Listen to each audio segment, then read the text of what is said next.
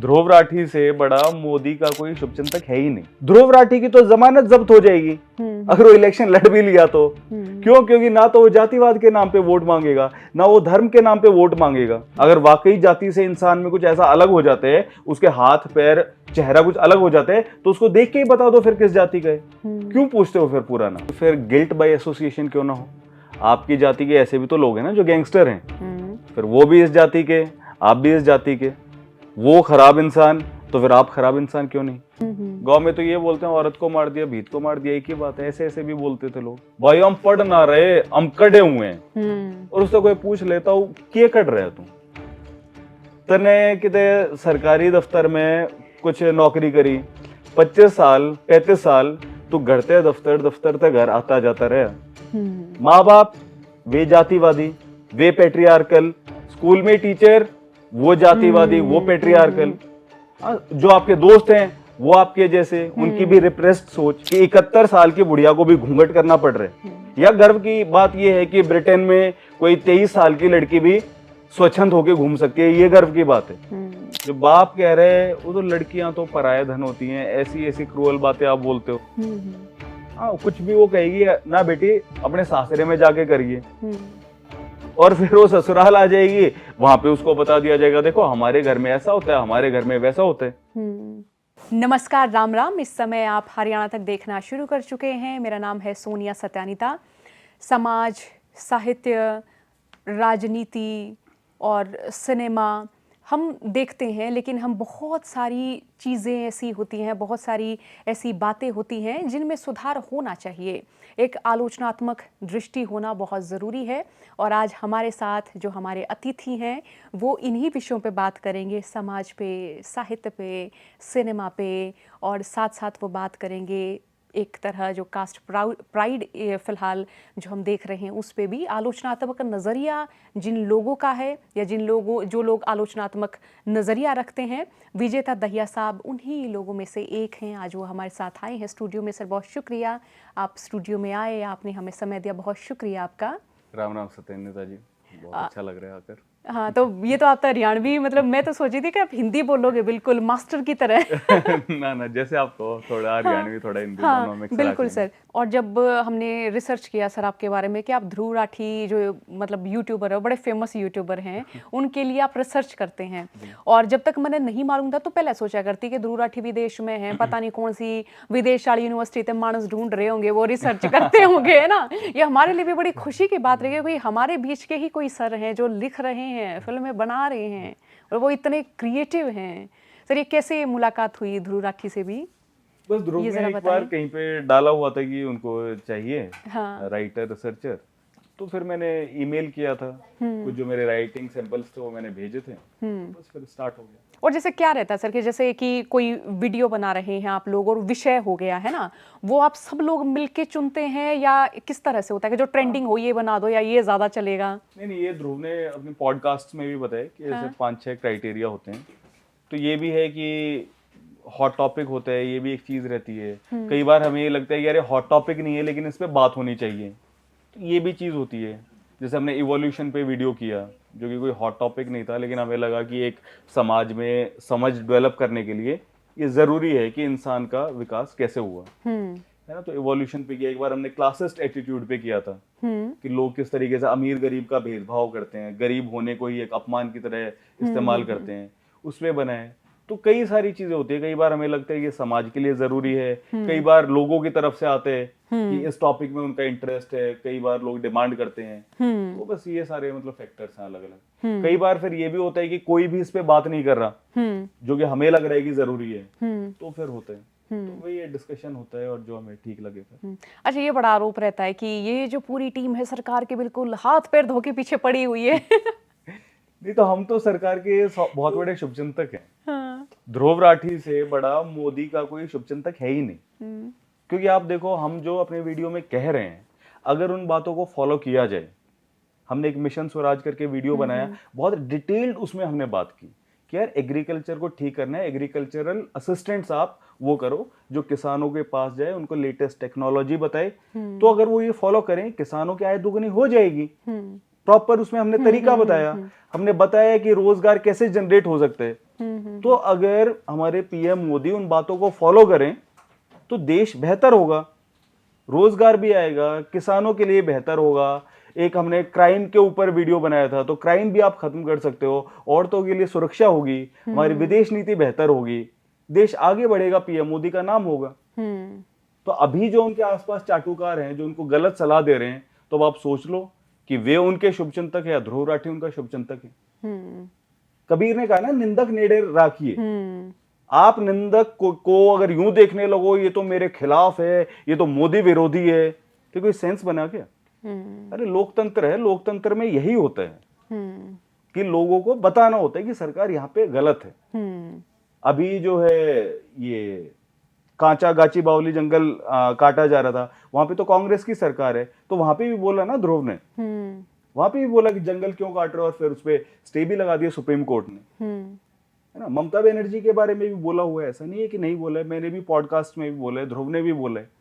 तो बस एक ये कह के कि नहीं नहीं इसी पे बोलता है उसी पे, तो असल में लोग वीडियो नहीं देखते, उनको व्हाट्सएप पे चीजें भेजी जाती हैं, तो उससे लोग जज कर रहे हैं। एक बार कोई मुझे मिला, बोला मैं तो ध्रुव को हेट करता हूँ। मगर हेट मतलब, एक तो हेट कितना बड़ा वर्ड है, लेकिन भाई क्यों हेट करता है? कौन सी तूने ऐसी वीडियो देखी? बोला मैंने तो कभी उसकी कोई वीडियो ही नहीं देखी है। मगर अरे तूने वीडियो नहीं देखी तो तू हेट क्यों करता है?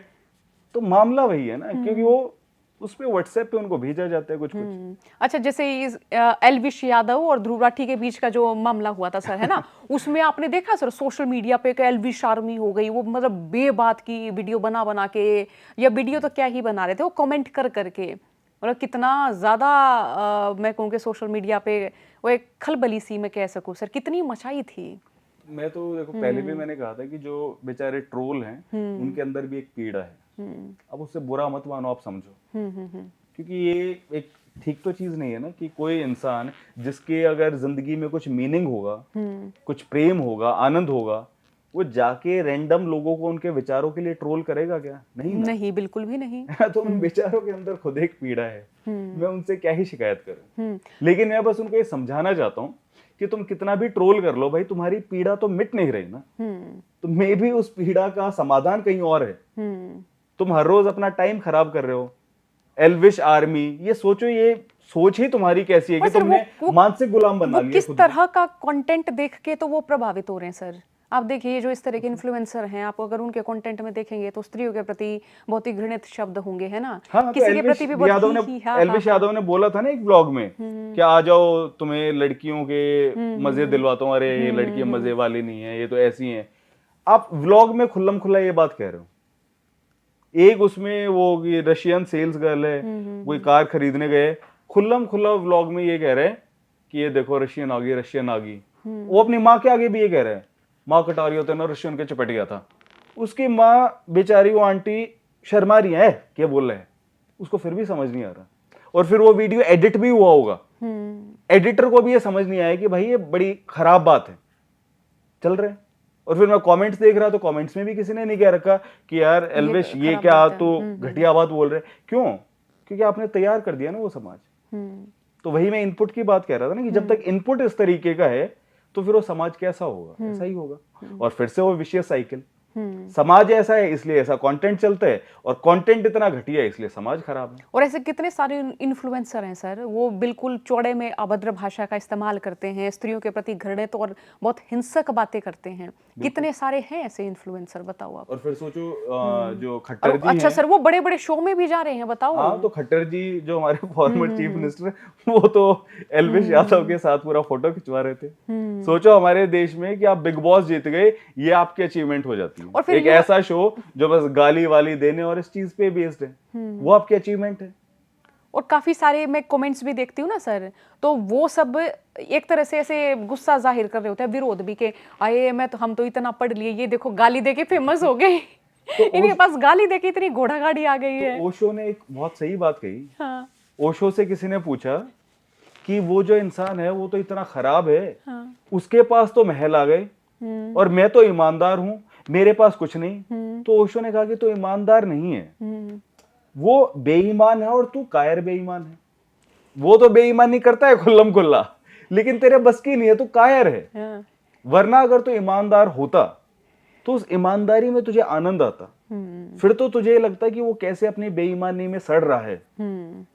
लेकिन तुझे वितृष्णा क्यों हो रही है, तुझे जलन क्यों हो रही है? क्यों? क्योंकि तेरे अंदर डिप्रेशन है, तो ईमानदार नहीं है, तो एक कायर बेईमान है। तो वही बात है, ये जो लोग हैं, करो भाई तुम भी सब गंद फैलाओ, यही तो है, गंद फैलाने का कंपटीशन है। जब आप बस पैसा पैसा पैसा वो करोगे तो फिर आप यही करोगे। और मोटिवेशन भी तो यही सिखा रहा है ना सर, मोटिवेशन यही सिखा रहे हैं, मोटिवेशन गुरु यही कह रहे हैं कि हाँ तुम कर सकते हो, तुम ये बन सकते हो, तुम अंबानी बन सकते हो, तुम एलॉन मस्क बन सकते हो।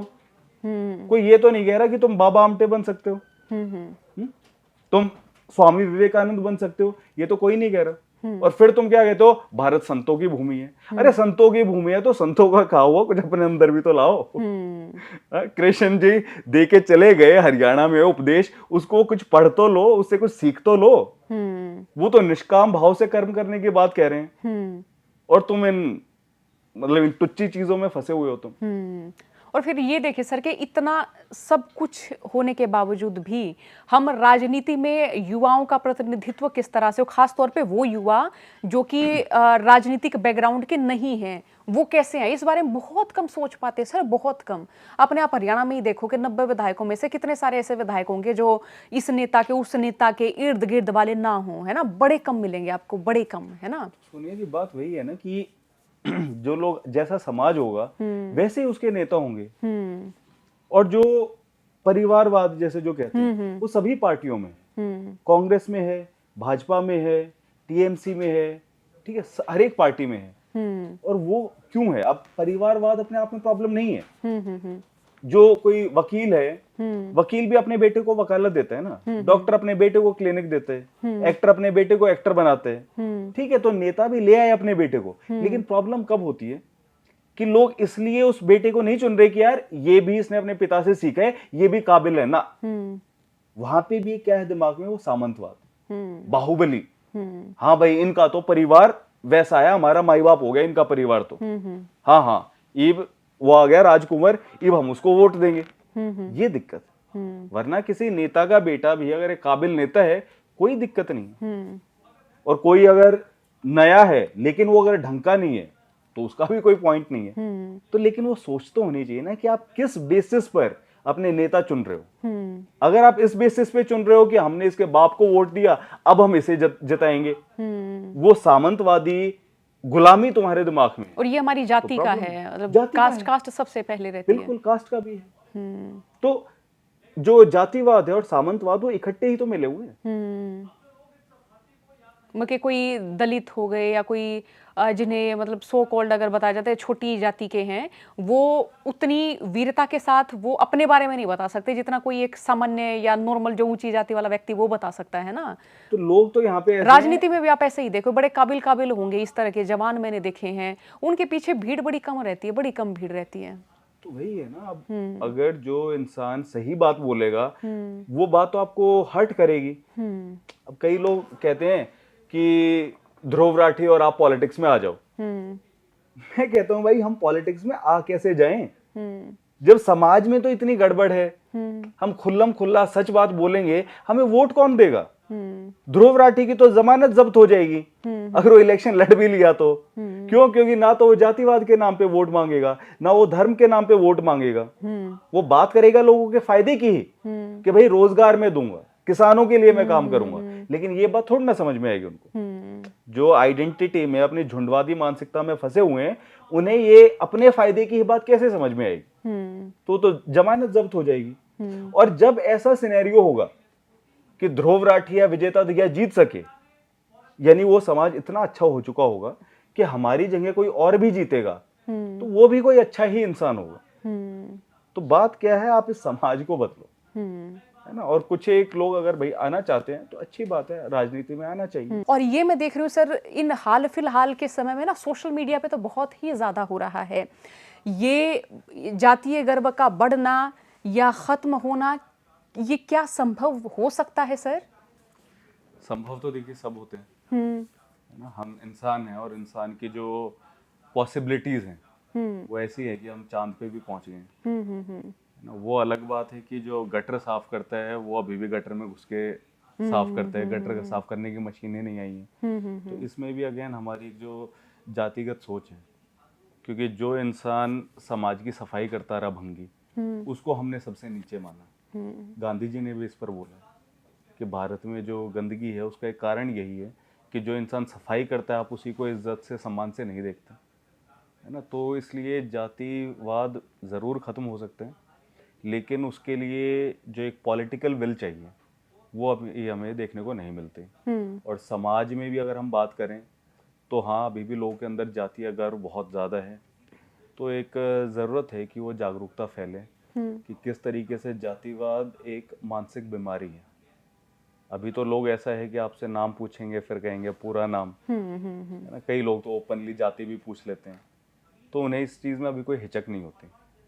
तो आइडियली ऐसा होना चाहिए समाज में नैरेटिव कि लोग समझ पाए कि एक मानसिक बीमारी है, और आप किसी से जाति पूछ रहे हो तो इसमें आपकी पिछड़ी सोच दिख रही है।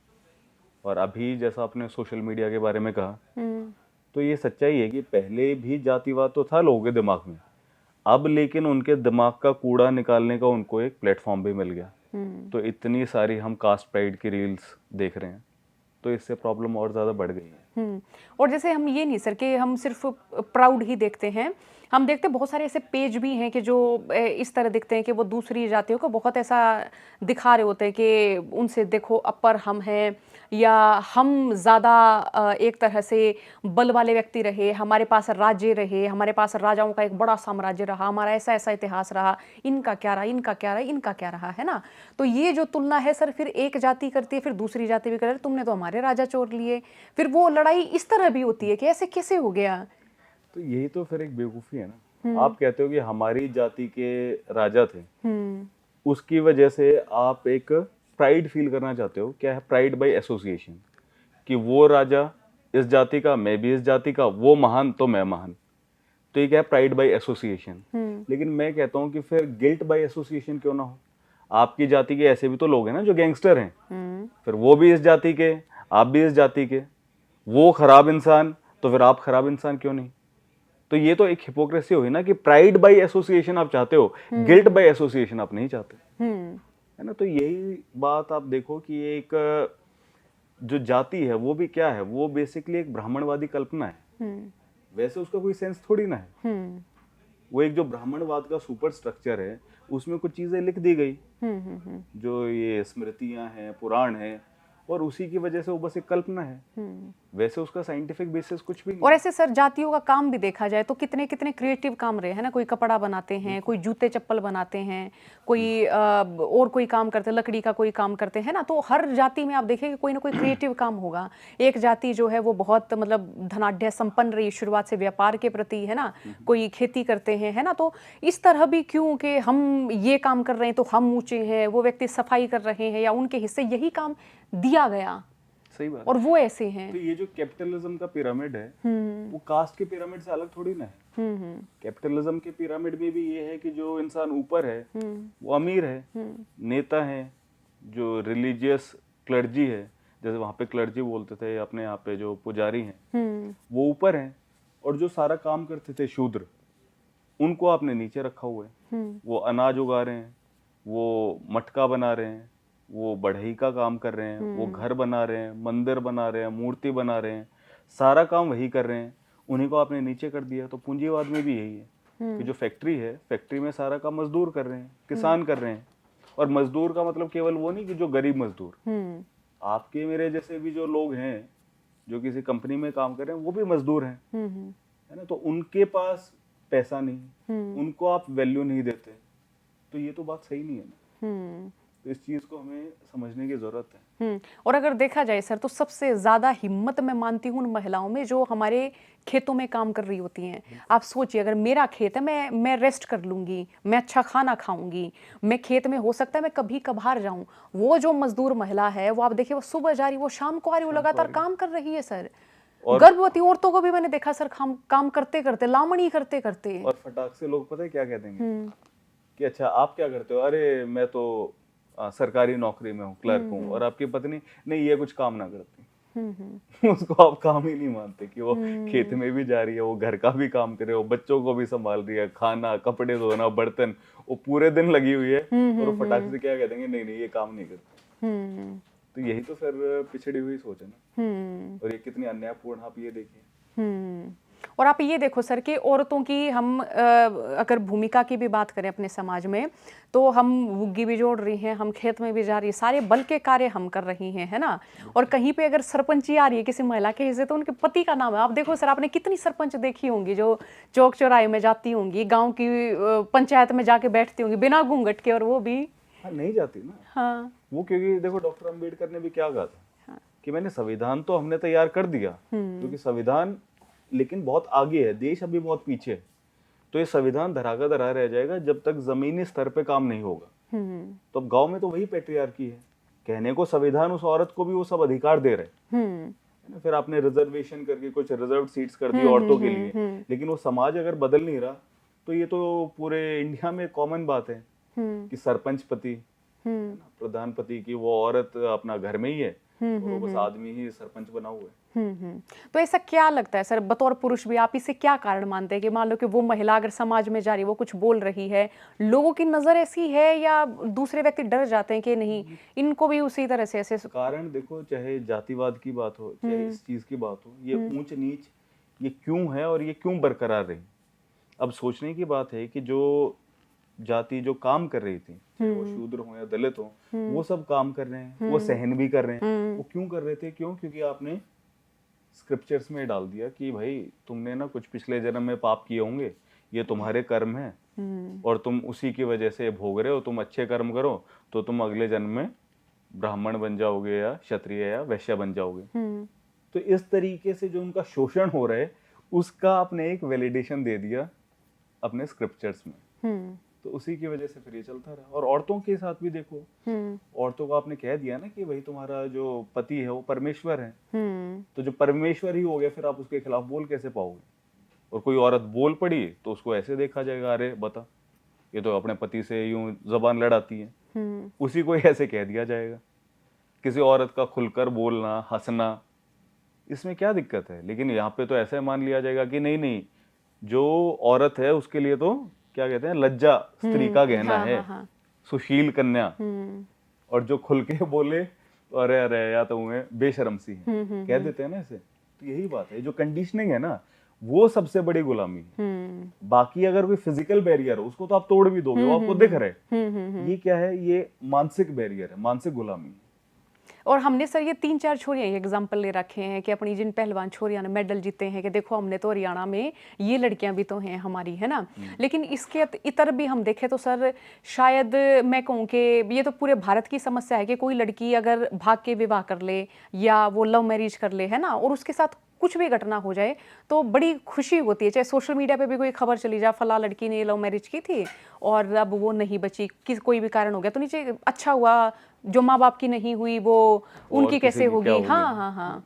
तो ये है ना, अभी जैसे मैं एक किसी फंक्शन पे गया हुआ था, तो एक सिंगर थे वहां पे, वो अपना गाना लॉन्च कर रहे थे, तो वो लाइव गाने लग गए। तो उस गाने में क्या था कि बेटी जब तू पैदा हुई ना, तुझे मारने वाले थे, मैंने तुझे बचा लिया, और यही मेरा तेरे पे इतना बड़ा एहसान हो गया कि मैंने तुझे मरने नहीं दिया, इसलिए बेटी एक बाप की नाक मत कटाइए। वो छोटी सी बच्ची, गाने की वीडियो में वो छोटी सी बच्ची दिखा रही है, उसको तो अभी पता भी नहीं क्या बॉयफ्रेंड, क्या प्यार, क्या कुछ। वो अभी से उसने क्या कह दिया, बेटी देख मेरा एहसान है कि मैंने तू मारी नहीं, कि वो मेरी नाक मत कटे। और नाक कैसे कटेगी? कि अगर वो अपना जीवन साथी चुनना चाहती है, वो किसी से प्रेम कर लेती है, तो उनकी नाक कट जाएगी। और अब प्रेम तो ऐसा ही है, वो जाति देख के तो होगा नहीं, प्रेम तो हो जाएगा, तो फिर जो है आपकी जाति व्यवस्था गड़बड़ा जाएगी, पिता की नाक कट जाएगी। अभी ये आप देखो ना क्या सिस्टम है कि वो लड़की कहीं पे शहर में है, कोई रैंडम आदमी फोन करते और भाई थारी छोरी घूमे थी आड़े किसे छोरे गेला। अब वो जो फादर है, अगर वो एक बार ये कह देगा ना कि भाई घूमती होगी, होगा कोई उसका दोस्त, तो फिर आगे से किसी की बोलने की हिम्मत नहीं होगी। लेकिन वो बाप को ये लग रहा है मेरी नाक कट गई।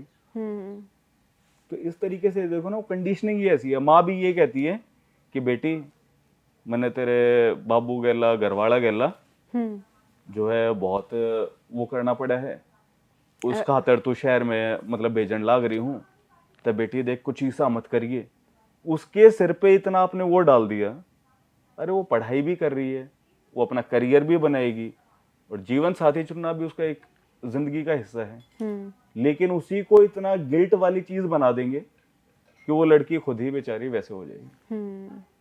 तो ये जो सोशल कंडीशनिंग है सर, लड़कियों की भी और लड़कों की भी, औरतों के प्रति, तो क्या ये चेंज हो सकती है, और ये हो तो ये किस तरह से हो? क्योंकि मैं देखती हूँ सर, समाज में 100 में से 30% लोग जो हैं वो शिक्षित होते हैं और जो पढ़े लिखे होकर भी इन चीज़ों के बारे में बोलते हैं, उनकी संवेदना होती है इस विषय पे। तो देखो, ये इंक्रीमेंटल चेंज नहीं हो सकता इसमें कि थोड़ा थोड़ा चेंज नहीं, ये पूरा फ्रेमवर्क आपको समझ के उसको तोड़ना होगा। जैसे कमला भसीन काफी फेमस फेमिनिस्ट रही और उनके भी यूट्यूब पे टॉक है जिसमें कहती हैं पेट्रियार्की डीह्यूमनाइजेस मेन, कि जो पेट्रियार्की है वो केवल औरतों के खिलाफ नहीं है, वो आदमी के भी खिलाफ है, कि आदमी के भी जो इमोशन है वो अपने इमोशन नहीं दिखा सकता। उसमें एग्जांपल देती है कि भाई तुम्हारी माँ की मृत्यु हो गई, तुम्हें तब भी रोने नहीं दिया जा रहा, तो तुम्हारा पूरा क्या है, इमोशनल कास्ट्रेशन हो रहा है, तुम्हारे इमोशन ही तुमसे छीन लिए जाते हैं। तो इस तरीके के मर्द होंगे जिस समाज में, तो फिर वो समाज कैसा समाज होगा आप ये सोचो, और वहां पे फिर औरतों की क्या स्थिति होगी। अब रोहतक में भी जैसे कोई बता रहा था कि कोई किसी लड़की को प्रपोज कर दे, तो लड़की क्या कहेगी, अपने भैया दो पिटवा दूंगी तो मैं गणा बोल गया थे। अरे उसने तुझे प्रपोज किया है, तुझे नहीं ठीक लग रहा तो कह दे कि नहीं मेरा इंटरेस्ट नहीं है, यही तो बात है। हाँ। तो प्रेम जो कि हम कहते हैं कि हमारी संस्कृति में है, कृष्ण राधा का प्रेम है, राम सीता का प्रेम है, कितनी सारी और कहानियां हैं, लेकिन हम प्रेम को लेकर इस तरीके से हैं। और फिर वो जो लड़का है उसमें भी ये समझ होनी चाहिए कि भाई उसने अगर मना कर दिया तो फिर तो ये नहीं कि उसके पीछे पीछे घूमे या स्टॉक करे, लेकिन हमारी फिर फिल्में भी ऐसी हैं, रांझना, तेरे नाम, उन फिल्मों में इस टाइप के कैरेक्टर को आप हीरो बना रहे हो, क्या कहता है, पागल इश्क, ये तो दीवाना हो गया, पागल हो गया, उसके पीछे घूमे जा रहे हैं, इस टाइप के कैरेक्टर को आप हीरो बना रहे हो। तो ये देखो ना, हमें अभी तो प्यार करना ही नहीं आया, अभी आएगा ना वैलेंटाइंस डे, अभी आप देखना फिर से पूरा ये हो जाएगा, अरे वैलेंटाइंस डे ये तो खराब है और ये तो वेस्टर्न कल्चर है, मतलब प्रेम वेस्टर्न कल्चर हो गया। वो जो थे वैलेंटाइन वो भी एक सेंट थे, तो संत तो पूरी दुनिया के होते हैं ना, और वे भी लोगों को जो प्यार करते थे उनको आपस में मिलवाते थे।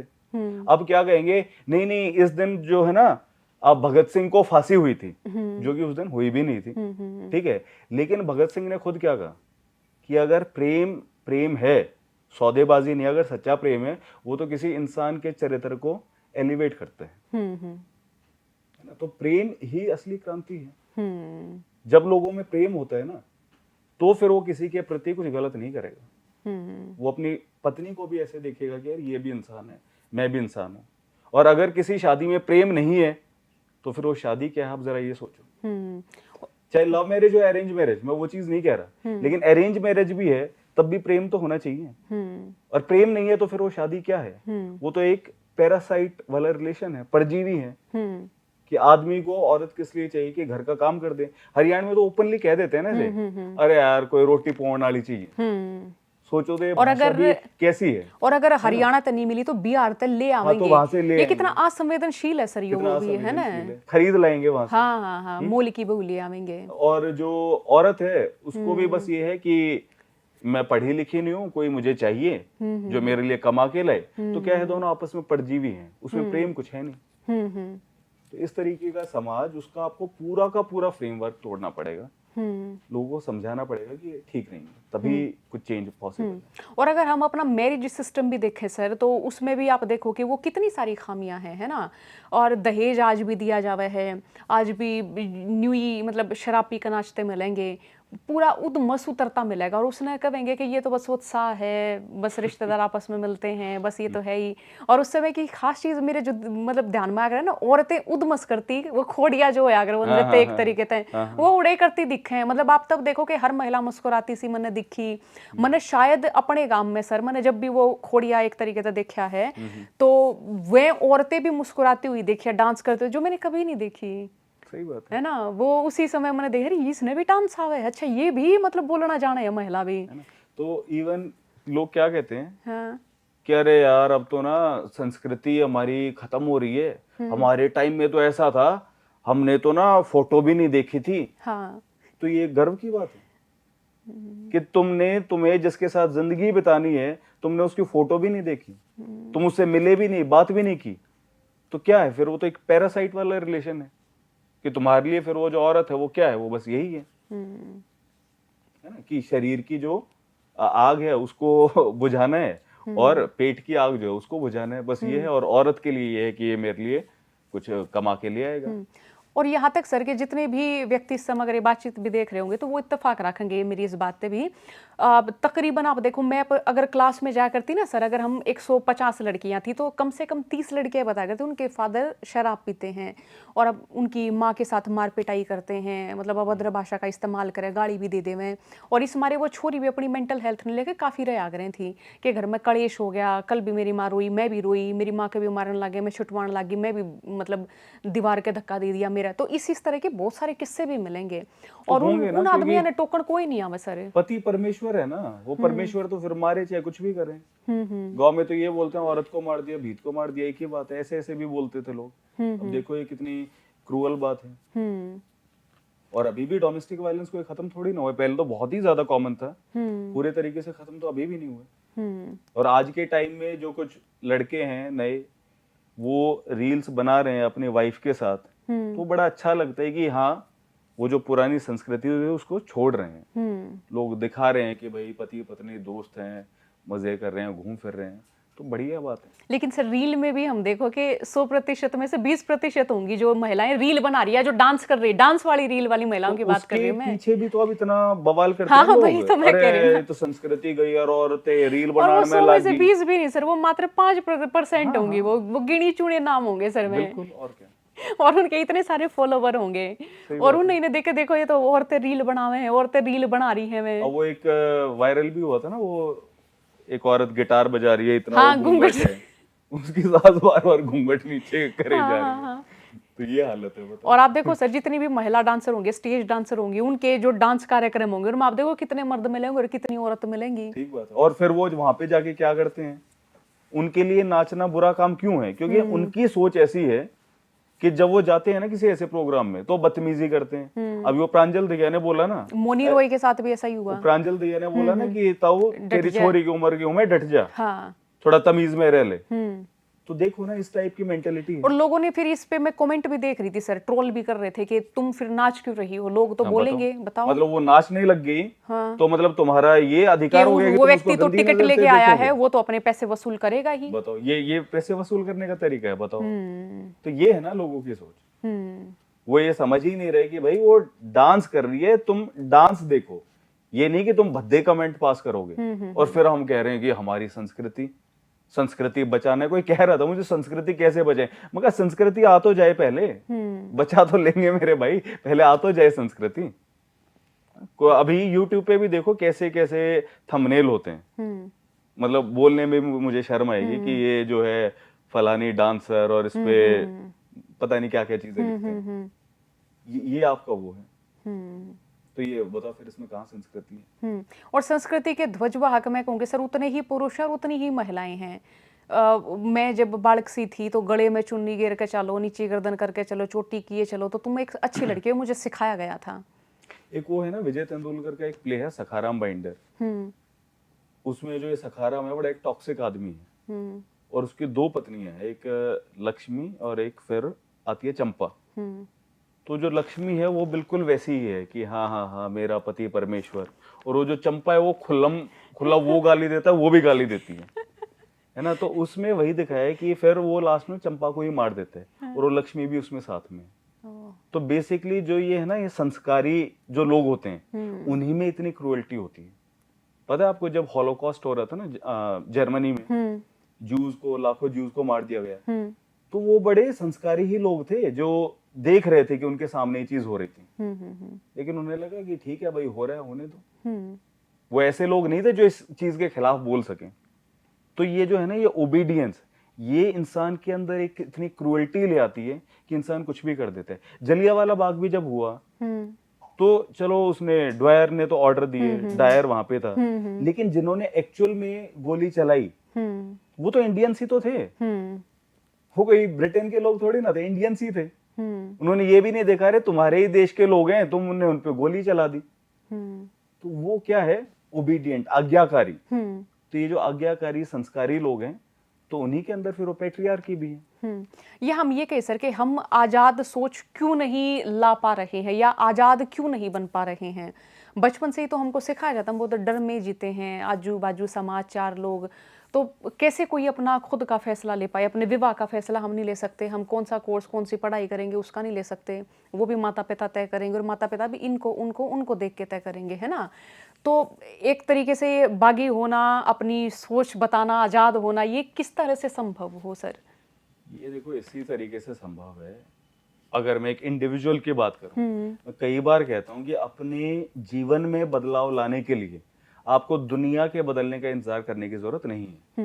हमारा देश आजाद है, अभी 26 जनवरी गई, गणतंत्र दिवस हमने मनाया, कॉन्स्टिट्यूशन है, उसमें आपको आजादी मिली हुई है, तो आपको अपनी आजादी क्लेम करनी पड़ेगी। कोई ऐसे गिफ्ट में नहीं देगा कि लो सोनिया तुम्हारी आजादी, वो तुम्हें क्लेम करनी पड़ेगी और उसको आप क्लेम कर लो, पढ़ाई करो, बोलो अपने पेरेंट्स को मुझे पढ़ाई करनी है। अब आप भी जर्नलिज्म कर रहे हो, जर्नलिज्म भी हरियाणा में कोई कॉमन तो नहीं है, लेकिन आपने बोला होगा ना कि मुझे करना है, मेरा मन है ये।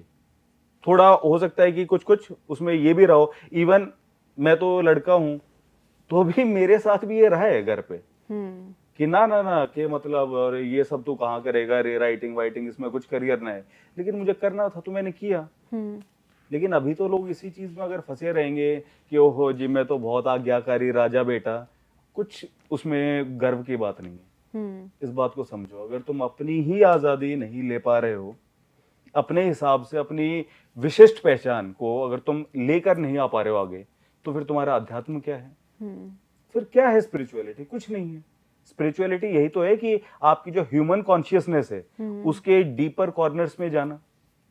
तो जब आप एक जाति में बंधे हो, इस टाइप के एक समाज में बंधे हुए हो, आदमी औरत की ऊंच नीच में बंधे हुए हो, जब आप प्रेम नहीं कर सकते, अपनी मर्जी से शादी नहीं कर सकते, अपनी मर्जी से करियर चूज नहीं कर सकते, तो फिर आपके अंदर का इंसान क्या है और फिर क्या आपका अध्यात्म है? और हम कोई सर देखो कि कितना गांव देहात में कितना क्रिएटिव काम है। वैसे आप देखोगे एक व्यक्ति है जो लकड़ी से कुछ कुछ काम कर रहे हैं, हम थोड़ा आगे जाएंगे तो कोई कितनी सारी महिलाएं हैं जो दरी बनाती मिलेंगी, है ना? वो एक जो एक्स्ट्रा कपड़ा है उसमें आप देखिए कितने सुंदर सुंदर, कोई बिंदरवाल, कोई घर के अलग अलग प्रकार के कोई टोकरे या किस किस तरह के वो अपनी कलाकारी करते मिलेंगे, है ना? तो हमारे भीतर से जो क्रिएटिव चीजें हैं वो मर जाती हैं, वो मर ही जाएंगी, हम उनको कभी पहचान भी नहीं पाते सर, क्योंकि बंधन इतने सारे हैं। महिलाएं इतने सुंदर सुंदर गीत गाती हैं सर। ठीक बात है, बंधन इतने सारे हैं ना। अब जैसे एक मेरा दोस्त है, उसकी शादी होनी थी तो किसी लड़की से वो मिला और बाहर ही कहीं मैकडोनल्ड्स वगैरह में कहीं पे मिल रहे थे, तो दोनों के माँ बाप भी थे, तो उन्होंने कहा कि आपस में बात कर लो। तो लड़के ने कहा कि आपकी हॉबीज क्या हैं? बोली जी हॉबीज के, बोला जैसे आपके शौक क्या हैं?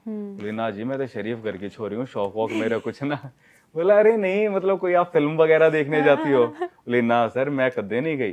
वो आप अगर ब्याह हो जाएगा आप ले जाओगे तो मैं चली जाऊंगी। तो वो इसी चीज में गर्व कर रही है कि मेरा कोई शौक नहीं है, मैं तो बहुत सीधी लड़की हूँ, लज्जा स्त्री का गहना है, मैंने तो वो गहना ओढ़ रखे है। किसी औरत के लिए खुश होना, खुशी भी अपनी औरत दिखा नहीं सकती। आदमी की तरफ से जो रेस्ट्रिक्शन है वो तो है, लेकिन उसके खुद के दिमाग में क्या है कि मुझे तो त्याग की मूर्ति बनना है, त्याग की मूर्ति में बनूंगी तब मेरे नंबर मिलेंगे, तब मुझे तारीफ मिलेगी। वो खुद ये कहने में कि आज मेरा मन है ये करने का, वो यही नहीं कह सकती। और फिर वो अपनी बेटी पे क्या वो डाल रही है, अपने बेटे पे क्या डाल रही है। वो बेटा फिर एक्सपेक्ट करेगा ना अपनी पत्नी से कि मैंने तो अपनी माँ को देखा है त्याग की मूर्ति बने हुए, तो तू भी मेरे लिए त्याग कर। और उसकी बेटी किसी घर में जाएगी, उसके भी दिमाग में यही होगा कि हाँ मुझे भी त्याग की मूर्ति बनना है। तो इसलिए जो है ना ये त्याग की मूर्ति, इनको तोड़ देना चाहिए, उसमें कुछ भी नहीं है। जैसे विजेता सर आपने बीते 2 महीने के दौरान 2 खबर सुनी होंगी जो बड़ी, एक तो बड़ी वायरल थी। एक और मैं इसमें वो कर रहा हूँ, जो आपने कहा ना कि इतने अच्छे अच्छे काम करते हैं। हाँ। तो एक तो ये बात हो गई कि औरतों का जो रेस्ट्रिक्शन है, मेंटल रेस्ट्रिक्शन। दूसरी बात, अभी इतना अगर जातिवाद होगा, आप ये मान लोगे कि भाई ये वाला काम कारपेंटर का काम नहीं, ये तो फिर अच्छा काम नहीं है। क्यों आपने? क्योंकि दिमाग में लगा लिया कि वो तो जाति नीचे है, तो फिर आप वो काम सीखोगे नहीं। सीखोगे क्या? नहीं सीखोगे। और फिर आपका जो फ्यूडल माइंडसेट है, उससे क्या है, क्या कहते हैं हरियाणा में, भाई प्राइवेट नौकरी मार पे ना होवे, किसी की गुलामी ना होवे। तो प्राइवेट नौकरी उसके लिए गुलामी हो गई, खुद का बिजनेस वो करेगा नहीं। हाँ, कहीं पे वो कुछ फोन रिपेयर, कंप्यूटर रिपेयर कुछ सीखने लग जाए, वो करेगा नहीं। क्यों? वो तो कहेगा कि हमारे तो भाई 2 किले हैं और हमने तो इतनी बड़ी कोठी बना रखी है यार, मैं यार यो काम करूंगा। तो तू करेगा क्या दोस्त? तू करेगा क्या? इसीलिए वो बस सारे सरकारी नौकरियों के पीछे लगे हुए हैं और वो भी मिल नहीं रही। इसीलिए आप देखो कितनी बेरोजगारी है, कितनी बेरोजगारी है। और हरियाणा से कोई राइटर कोई निकल रहे हैं क्या? कोई पेंटर निकल रहे हैं क्या? नहीं निकल रहे। कैसे निकलेंगे? वो उनकी टॉक्सिक मैस्कुलिनिटी आगे आ जाएगी। स्किल है ही नहीं। तो टॉक्सिक मैस्कुलिनिटी है, पेट्रियार्की है, आपका कास्टिज्म है। तो इतने सारे रेस्ट्रिक्शंस आपने अपने ऊपर लगा लिए, तो आपके फिर कहां से शौक होंगे? लेकिन कहां से आपके विजेता सर, विदेश में जावे तो हमने बहुत सारे जो भाई बंधु है रील बनाते दिखेंगे कि भाई कोई भी काम बड़ा छोटा नहीं है। तो वो कर सकते हैं ना, क्योंकि इंसान की खुद की तो सोच है नहीं। वो विदेश में जाकर करे हैं, यहाँ नहीं करते। मैं वही कह रहा हूँ। अब एक मेरे दोस्त हैं, उनकी माँ अपनी बहू को क्या रोकेगी कि तुझे जीन्स नहीं पहननी, ये अच्छा नहीं लगता। फिर वो अपने छोटे बेटे के पास गई लंदन, पहले ही दिन खुद उसने जीन्स पहन ली। तो अगर इतनी ही खराब बात है तो फिर लंदन में जाके वो चीज फिर ठीक कैसे हो गई? वहां पे अपना घूंघट वूंघट छोड़ के और टी शर्ट भी पहन ली, जीन्स भी पहन ली, और फिर फोटो खींच के अपने बेटे को भेज रही है। तो है आपका दिमाग कुछ भी नहीं है, आप भेड़ हो। समाज ने जिस तरीके से आपको कर दिया वैसे आपने कर दिया। अगर वाकई आपका इतना संस्कार और वो था तो रहना चाहिए था ना लंदन में भी। तो वही बात है। अब जब वहां पे जाते हैं लोग दूसरे देशों में, वहां पे एक ओपन समाज है, वहां पे जातिवाद का तो कॉन्सेप्ट ही नहीं है। तो वहां पे लोग खुल के जी सकते हैं। वहां पे ये भी नहीं है ना कि तूने दूसरी जाति में शादी कर ली तो हम तेरा हुक्का पानी बंद कर देंगे। वो ये कहेगा भाई ना मैं हुक्का पीता और पानी के लिए मैंने अपना वाटर प्यूरिफायर लगवा रखा है, तो कौन सा मेरा हुक्का पानी बंद करेगा? मैं बाहर हूं यहाँ पे दूसरे देश में, क्या है तुम भौंकते रहो। तो इसलिए लोग खुल के जी भी रहे हैं और वो रील भी बना रहे दूसरे देश से। और सर मैं मतलब जाति का मैं यहाँ तक मानूं कि लोग तब तक देखते हैं जब तक खुद का फायदा ना होता, कास्ट भी है ना, या खुद जब आइडेंटिटी क्राइसिस में जब हम जीवा हाँ तो हमने बस एक पहचान खातर अपना रुतबा दिखाना ही हम उस चीज़ का इस्तेमाल करा। हाँ, अब फॉर एग्जाम्पल सर हरियाणा में तकरीबन कई से गाँव है जहाँ पे जनरल कास्ट का कोई लड़का है और उसने दलित लड़की से शादी करके या ओबीसी से शादी करके उनके हिस्से अगर सरपंची आई है तो सरपंची चला रहे हैं वो। आप सोचिए जनरल कास्ट का लड़का है और दलित या ओबीसी लड़की है, उनसे ब्याह करके वो लड़का सरपंची चला रहा है।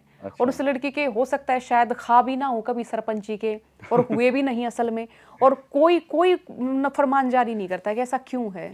चलो ये तो देखो एक कार्ल मार्क्स ने कहा था डायलेक्टिकल मटेरियलिज्म का सिद्धांत। हालांकि अच्छा भी है। हाँ, मैं वही कह रहा हूँ अच्छा है। हाँ। कि एक सेट ऑफ सिचुएशन होती है, उसके अगेंस्ट कुछ आती है, फिर उससे फिर से कुछ होता है, तो समाज इसी तरीके से बदलता है ना। एक थीसिस होती है, उसका एंटीथीसिस, वे दोनों आपस में वो करती है, उसका कुछ सिंथेसिस होता है। इस तरीके से चीजें चलती हैं। तो लोग तो ये कहते हैं ना कि आरक्षण से फायदा क्या। और तो अब देख लो आरक्षण से कि एक सीट रिजर्व थी, इसकी वजह से किसी ने इंटरकास्ट मैरिज कर ली। हालांकि मैं क्यूरियस हूँ इस बात पे कि फिर अगर सरपंची नहीं मिलती तो शादी उनकी चलती रहती। हाँ, ये सवाल तो मेरे भी मन में है सर। मैं जरूर पूछूंगी। हाँ, ये आप रिसर्च करो। हाँ, और अगर शादी चलती रहती है, इस बहाने हो रही है। हाँ, हालांकि मैंने शादी चलती देखी, 1-2 केस जो आए हैं इस तरह के। ठीक है। लेकिन गांव वालों का ये विरोध रहा है कि अब तो इस जाति में सरपंची आई थी, जानबूझ के उन दूसरी जाति वालों ने वो फिर उसी जाति की लड़की से विवाह करके जिनके सरपंची आई थी, ये तो हमारा अधिकार छीन लिया है एक तरह से। अधिकार क्या, वो तो जो कानून है उसके हिसाब से हो रहे हैं। हाँ। फिर तुम कर लो। हाँ। ठीक है ना, किसी ने बाजी मार ली, हो सकता है उसका कोई प्रेम प्रसंग भी चल रहा हो। हाँ। तो उसने कर ली, ठीक है। तुम कर लो भाई। और सर अपने ये चीज भी होता है ना कि अपने जितने भी हरियाणवी जवान हैं वो तनाव को लेके या वो बहुत इमोशनल चीजों को लेके है ना, वो कभी खुल के बोल नहीं पाते हैं, है ना। ये बड़ी टॉक्सिसिटी है सर ये अपने समाज में। तो इस चीज का क्या समाधान हो और क्यों ऐसा मतलब होता है, क्यों होता है सर ऐसा? ये देखो अभी इंस्टा पे 2 रील वायरल हुई थी। एक तो हरियाणा की थी जिसमें एक वो कहता है कि बाबू मेरे डिप्रेशन हो रहा है, तो उसका बाबू कहता है बताऊं तो नहीं, और वो गंदी गालियां देते हैं अपने ही बेटे को। और तेरा 2 थप्पड़ मारूंगा, तेरा सारा डिप्रेशन लगड़ जाएगा, तड़के उठ, एक्सरसाइज कर, और बस हो गया, कुछ ना है, डिप्रेशन, पागल हो रहा। ठीक है। एक और रील वायरल हुई जो कि मतलब वो एक्टिंग नहीं करे, तो एक्चुअल में पेरेंट्स है, शायद बेंगलोर की या पता नहीं बॉम्बे की, कहाँ के थे। तो वो क्या है कि भाई हम अपने बेटे के पास मिलने जा रहे हैं, उसको डिप्रेशन की शिकायत है, फिर वो जाते हैं, उससे बात करते हैं, उसको कहते हैं, गले लगाते हैं कि बेटा जो भी बात हो तो हमें बता, और किसी चीज़ का तेरे ऊपर कोई प्रेशर नहीं है, उसके लिए खाना वाना बनाते हैं। ठीक है। फिर उसको डॉक्टर के पास भी लेके जाते हैं, थेरेपिस्ट के पास। तो उस चीज को भी, वो रील भी वायरल गई थी, बट वो वायरल किस में गई थी? पहले वाली रील हरियाणा में वायरल गई थी, और लोग कह रहे हैं अरे अरे यार मस्त है, मस्त है। क्या मस्त है दोस्त, क्या मस्त है? तो मेंटल हेल्थ समझ ही नहीं रहे। अब इंसान को और कोई बीमारी होती है तो भी जाते हैं ना डॉक्टर के पास, तो ये भी एक बीमारी है ना, उसको लोग सीरियसली ले ही नहीं रहे। क्यों? क्योंकि अपने हरियाणा में क्या है कि हमें तो पीछे रहना है। हम तो खुद ये कहते हैं हमारा कल्चर बस एग्रीकल्चर, कोई इंटेलेक्ट आ ना जाए हमारे पास। क्यों? क्योंकि बुढ़े क्या कहते हैं, एक सेंटेंस जिसने हरियाणा को बर्बाद कर दिया, वो क्या है? भाई हम पढ़ ना रहे, हम कड़े हुए हैं। और उससे कोई पूछ लेता हूं क्या कट रहे तुम? तने किते सरकारी दफ्तर में कुछ नौकरी करी, 25 साल 35 साल तू घर ते दफ्तर, दफ्तर ते घर आता जाता रहा। उसके बाद तो चौपाड़ में बैठ गया, और चौपाल में बैठ के तने हुक्का पिया, ताश खेलने। क्या ऐसा है कि तेरे को इतना ज्यादा चीजें पता है? एक दिन एक मेरे को कहते हैं कि अरे छोरे तू तो अच्छा पढ़ लिख रहा है, तू मेरे तो फिर एक बात बता दे। मगर बोलो। बोला जो शिव है उसमें शक्ति क्या है? मगर जी वो ई की मात्रा है, उसके बिना तो शिव भी शव है, वो ई की मात्रा शक्ति है। बोला अरे भाई तू तो भाई अच्छा ज्ञान नहीं लग रहा। अब क्या है, वो 3-4 महीने पहले किसी और ने मेरे से यही पूछा था, तो मुझे पता था। तो वो बस ऐसी 4-5 अकड़ी जकड़ी उन्होंने याद करी हुई हैं। कुछ उनकी वो जातिवादी कहावतें हैं, है ना। कोई हो सकता है 1995 में उनसे कोई मिला होगा जो सिंधी होगा, उसने अच्छा कर दिया होगा तो उसके हिसाब से भाई हमारा अनुभव है सिंधी बढ़िया है। उसने धोखा दे दिया होगा तो वो ये कहते हैं अरे अरे सिंधी कुछ ना होते। ठीक है। तो ऐसी ऐसी कुछ जातिवादी कहावतें हैं, कुछ ऐसी 4-5 अकड़ी जगड़ी, और उन्हें लगता है हमारे पास पता नहीं कितना ज्ञान है। गांव में आप देखो, कोई बुढ़े के पास अगर बैठा होगा ना लड़का, हुक्का पी रहा होगा, उसको ये नहीं देख रहे कि हुक्का पी रहा है, उसको तो बड़ी तारीफ से देखते हैं कि ना ना भाई छोरा सही है भाई, बुढ़ा गेला बैठा है भाई, ज्ञान लेने लाग रहे हैं। क्या ज्ञान ले रहे हैं? ना तुझे इन्वेस्टिंग का पता, ना तुझे किसी बिजनेस का पता, ना एआई का पता, ना तुझे पता कि विमेन राइट्स क्या होते हैं, कास्टिज्म, तू कास्टिस्ट भी है, कम्युनल भी है, तो कौन सा ऐसा तू कढ़ा हुआ है, मुझे ये तो बता देता हूँ। बस लेकिन चल रहा है इसी में। तो इसीलिए मेंटल हेल्थ वगैरह वो तो यही कहेंगे, नई चीज को आने नहीं देंगे ना। अभी भी आप गाने देखो, इवन नेबरिंग पंजाब में क्या गाना बन रहे हैं कि काले दिल लिबास ते शकीन कुड़ी, क्यों दूर दूर जावी मेरे काले रंग तो। कि तू काले लिबास की शौकीन है, मेरे काले रंग से दूर क्यों जा रही है? रंग भेद के खिलाफ गाना बन रहे हैं। हरियाणा में क्या बन रहे हैं? मेकअप जब तेरा उतरा लकड़ी असली कल्लो रे, है? और वो क्या है, बहू तन कौन का है बहू काले की, मैं खाल तार लू साले की। ये आपके गाने हैं कि आप खुल्लम खुल्ला रंग भेद के गाने बन रहे हैं, हथियारों को ग्लैमराइज किया जा रहा है। यही है। अच्छा, पहले देवर भाभी के और ये जीजा साली के, ये कितने ऐसे गाने बना करते सर। और एक तो अन्नू कादन का गाना सोया मत 90 छोरी सी हो रही है जिनका टाका फिट है, पता नहीं आपने सुना होगा या नहीं सुना होगा सर। सुना तो नहीं है पर हाँ, नहीं नहीं, ये गाना है सर।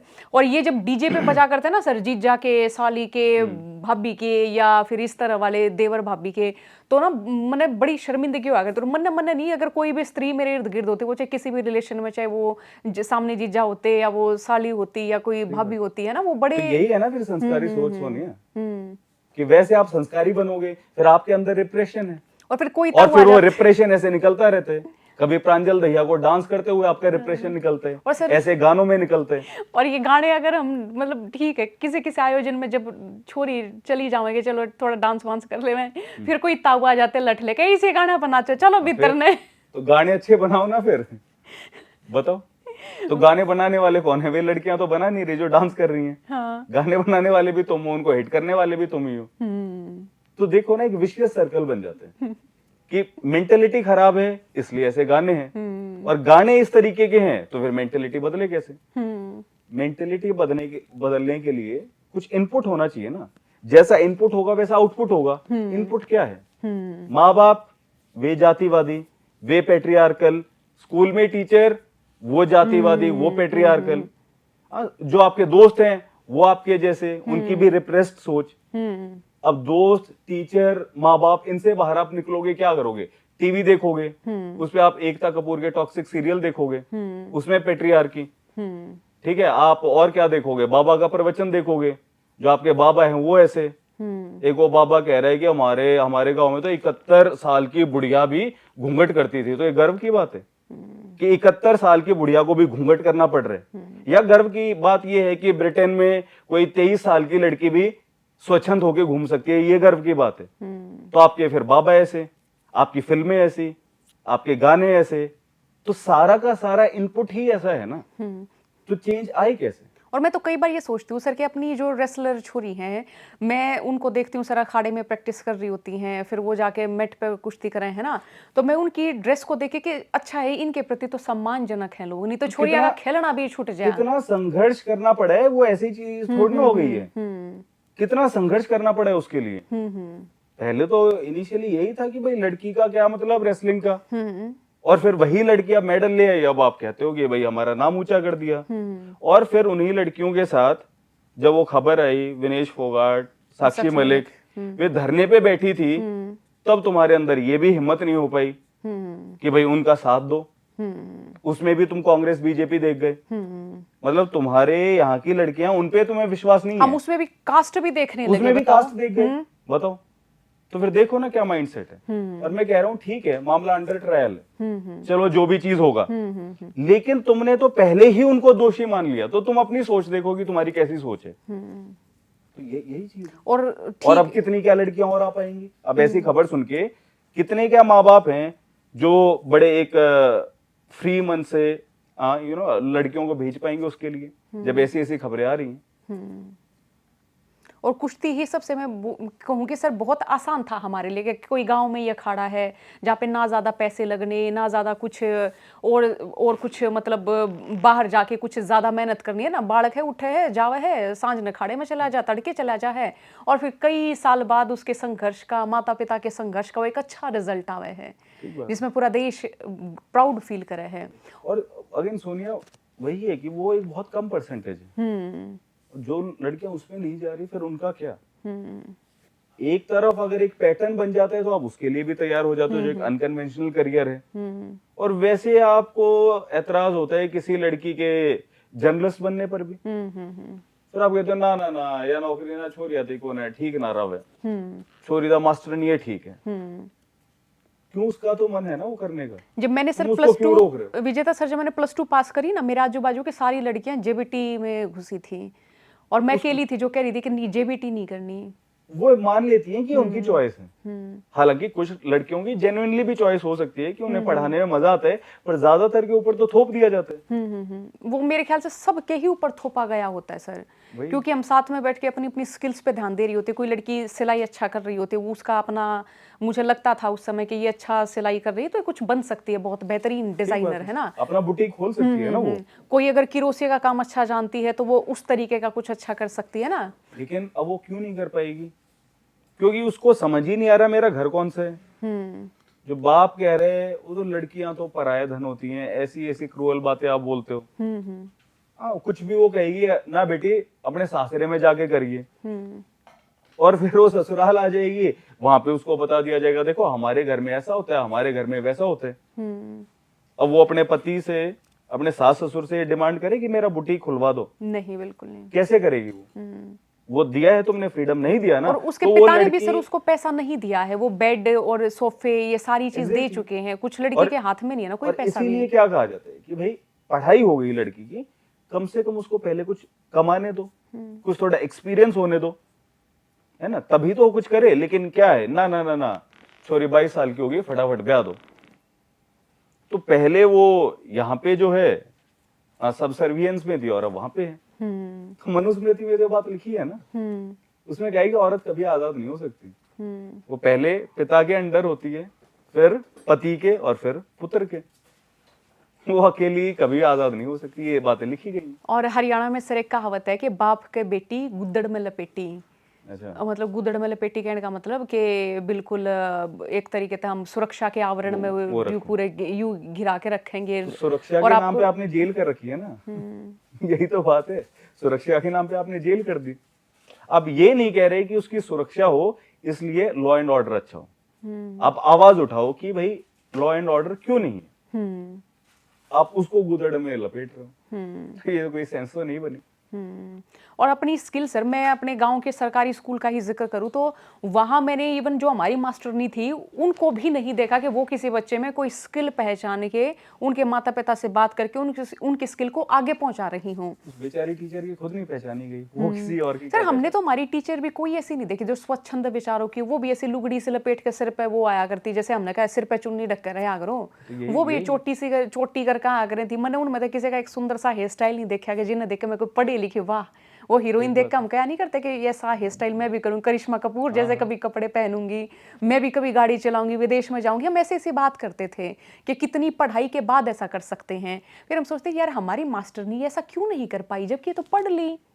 ये करिश्मा कपूर की तरह हमारी मास्टरनी क्यों नहीं आ रही है गाड़ी चलाती हुई अपनी थोड़ी जुल्फे खोलती हुई या कैसे चश्मा लगाती डर है ना हुई। कि कोई उस पे टॉन्ट ना मार दे कि देख घनी उफनी उफनी अंडे है, बोल देगा ना कोई। सर वो तो हमारे ते भी क्या करते, मान लो कि अगर मैं थोड़ा सा अच्छा बोल लिया करती और थोड़ी एक्टिंग करके बोल दिया करती, यानी फ्रैंक की जो डायरी है ना, तो बड़े खुश होया करती मैं उसने पढ़ के। और सब बालक भी क्या करते ये अच्छी पढ़ती है मैडम इससे पाठ पढ़वाओ, तो मैं बड़ा पीटर ने मुझे ऐसा बोला, थोड़ी थोड़ी एक्टिंग मिक्स करके मैं पूरी वो होया कर ना हीरोइन सी बन के मैं पाठ पढ़ा करूँ थी। होना चाहिए और हाँ तो मास्टर नहीं बुलाना लेकर जाया करे थी हाँ, फिर कि क्योंकि या वो बेचारी खुद रिप्रेस्ड है ना, तो वो किसी और आजाद इंसान को भी देख के खुश नहीं हो पाएगी। जो इंसान खुद आजाद है वो चाहेगा दूसरों की आजादी, जो खुद आनंद में है वो आनंद ही बांटेगा। लेकिन जो खुद रिप्रेस्ड है तो वो तो फिर सहन नहीं कर पाएगा ना किसी और की आजादी। उसको तो यही लगेगा कि हाँ भाई ये कैसे। अब जो लोग कहते हैं ना कि औरत औरत की दुश्मन होती है, तो इस बात की कोई सेंस थोड़ी ना है। आप कहते हो कि जो सास है वही बहू का जीना हराम करती है। अगर सास ने ये कह दिया कि बेटी तू कर, तने जो करना है, तो फिर वो ससुर बोलेगा नहीं क्या? वो है ना साइलेंट विलन जो बैठा हुआ है, वो फिर बोलेगा कि क्या चल रहा है। तो आपने इस तरीके से उसी को गुलाम कर रखा है, तो वो गुलाम किसी और को आजादी क्या देगी? वो भी उस पूरे फ्रेमवर्क में वो भी एक पुर्जा है। पहले उसके ऊपर हुक्म चलाया जाता था, अब वो सोचती है मैं सास बन गया मैं हुक्म चलाऊंगी। तो जो टीचर आप बता रहे हो उसके सपने वो कभी एक्सप्लोर नहीं कर पाई, और वो देखेगी किसी को तो बेचारी खुश कैसे हो जब वो अंदर से दुखी है। पर ऐसा दुख जिसका उसको पता भी नहीं है, उसको पता भी नहीं है। लोग चिड़े चिड़े रहते हैं ना, कई लोग बेकार में, वो क्यों चिड़े चिड़े रहते हैं? मैं तो उनमें भी वही देखा सर, मैं मतलब अपने मैं बहुत करीबी से देखती रही हूँ समाज को। मैं बहुत छोटी उम्र से ही ये देखना शुरू कर चुके थे कि टीचर भी स्कूल में भी कि वाह छोरी उस जात की है या छोरी उस जात की है, मतलब नाम लेकर बुलाया करे थी, या छोरी ये छोरी तू सैनिया की उरे ना, तू खातिया की उरे ना, वे जाटा की उरे ना, वो इस तरीके का नाम लेकर बोला करें थी। तो आप एक इंसान को इंसान की तरह ही नहीं देख पा रहे हो, किसी की बेटी, किसी जाति की, किसी धर्म की, इसी तरीके से आप बस लोगों को देख पा रहे हो। और फिर आप कहते हो कि हमारे यहाँ पे तो कृष्ण जी ने गीता का उपदेश दिया है। हाँ कदे कदे भजन भी हाँ, हुआ हमारे यहाँ पे तो हरियाणा तो हरि का घर, हाँ। ये है। तो कहाँ है भाई फिर तुम्हारा भगवान, तुम्हारा अध्यात्म कहाँ है? जब तुम इंसान को इंसान की तरह नहीं देख पा रहे तो क्या है तुम्हारा अध्यात्म? कितनी घटिया बातें आप सोचो तो। एक बच्चा, उसकी आप साइकी को डैमेज कर देते हो। आप सोच रहे हो छोटा सा बच्चा, उसकी अपॉर्चुनिटी उभरने ही नहीं दे रहे, स्कूलों में जातिवाद हो रहे। अब एक वीडियो भी आई ना, तो लड़कियां खुल्लम खुल्ला बता रही हैं। वो एक ग्राउंड रिपोर्टर पहुंचा हुआ था आपके जैसा, उसने कहा कि बताओ, तो टीचर एकदम से आती है, कौन है कौन है, कौन कह रहे कौन कह रहे। अब एक लड़की ने हिम्मत करके हाथ उठा लिया कि मैडम आप करते हो जातिवाद, आप ये करते हो कि नहीं, तुम इधर बैठ के खाओ, तुम इधर बैठ के खाओ, आप करते हो जातिवाद। फिर और भी लड़कियां बोली। तो आप सोचो छोटे छोटे बच्चों पे आप जातिवाद कर रहे हो। नहीं तो जो बच्चा पैदा होता है उसको थोड़ा ना पता है जातिवाद, आप ही भर रहे हो। मैं कह रहा हूं जितने भी जो बड़ी उम्र के लोग हैं तुम सब चुप हो जाओ, कुछ करने की जरूरत नहीं, अपने आप ही जातिवाद मिट जाएगा। डाल तो तुम रहे हो ना। और मेरे एक किस्सा सर ये बड़ा याद आया कि हम बालक से थे और जान लाग रहे थे, जैसे होता है ना सहेली के घर में चले गए, गांव में तो नुई के एक गली या हमारी 3-4 गली छोड़ के दूसरे पाने में हमारी दूसरी सहेली का घर है। तो हमारे साथ एक बड़ी सुंदर लड़की थी सर। तो उस सहेली की माँ ने बोला कि तू इतनी सुथरी और तू इस जाति में, मतलब मन ने तो आजू बाजू सब बनू एक काले से मानस देखे हैं। तो बताओ किस टाइप की सोच है ये? मुझे भी किसी ने डीएम करके बताया था कि सर इस तरीके के लोग कमेंट कर देते हैं। तो ये आपकी सोचो कैसी सोच है। और फिर तुम सोचो तुम ही कितने बेवकूफ हो। और हमारी उम्र बड़ी बालक से थे सर, हमारे तो समझ में भी नहीं आ रहा था। अब समझ आता है मेरे को। अगर तुम ये कह रहे हो कि भाई शक्ल से तुम जाति नहीं पता कर पाए, लोग कहते हैं ना पूरा नाम बताओ, पूरे नाम से तुम जो है फिर जाति पता करोगे। तो अगर वाकई जाति ऐसी चीज है फिर तो तुम शक्ल देख के बता ही दो ना किस जाति के हैं। फिर तुम क्यों पूरा नाम पूछ रहे हो, क्यों तुम पूछ रहे हो सरनेम? अगर वाकई जाति से इंसान में कुछ ऐसा अलग हो जाते हैं, उसके हाथ पैर चेहरा कुछ अलग हो जाते हैं, तो उसको देख के ही बता दो फिर किस जाति का है। क्यों पूछते हो फिर पूरा नाम? तो ये बेवकूफियां हैं जो इंसान को इंसान से अलग कर रही हैं। फिर आपके गांव में फिर क्या है, मतलब फिर आपका राष्ट्रवाद क्या है? जब राष्ट्र के तो आपने राष्ट्र को तो इतने उसमें बांट रखे आपने, धर्म में, जाति में, हर चीज में। राष्ट्रवाद का तो ये मतलब है ना कि इस राष्ट्र के सब लोग एक हैं, सबके लिए मैं कंसर्न हूं। तो जब आप लेकिन राष्ट्र को ही ऐसे बांट दोगे जातियों में, फिर राष्ट्रवाद कहेगा। और अब हरियाणा में क्या कह रहे हैं? 36 बिरादरी का भाईचारा। अरे तुम बिरादरी ही मिटा दो ना, फिर सारा ही भाईचारा है। तुमने बिरादरी में बांट क्यों रखा है? उसकी कोई बात नहीं कर रहा कि जातिवाद मिटाना है। ये सब मैनेजमेंट चल रही है। और ये होगा ना सर कि कोई व्यक्ति अपना मतलब व्यक्तिगत उपलब्धि भी तो होना उसकी, कि वो उससे संतुष्ट हो जाए कि मैं अब जातिवाद इन सबसे मैं अलग हो चुका हूँ, मेरी अपनी उपलब्धि, मैं बतौर इंसान ऐसा व्यक्ति हूँ, इतना पढ़ा है, इतना लिखा है, ये मैं ऐसा हूँ। तो यही विशेष साइकिल है ना सोनिया जी, जो अभी मैं कह रहा था कि रेस्ट्रिक्शंस हैं कि यार ये उस जाति का काम है, ये मैं नहीं करूंगा। पेट्रियार्की भी है, टॉक्सिक मैस्कुलिनिटी है, मैं लड़का हूं, मैं आपको है ना बिंदरवाड़ बना तोड़, मैं क्या अच्छा लगूंगा, है ना। तो उसकी वजह से आप कुछ अचीव नहीं कर पा रहे। और जब अचीव नहीं कर पा रहे तो आपके पास अहंकार करने को क्या है? आपकी वही जाति।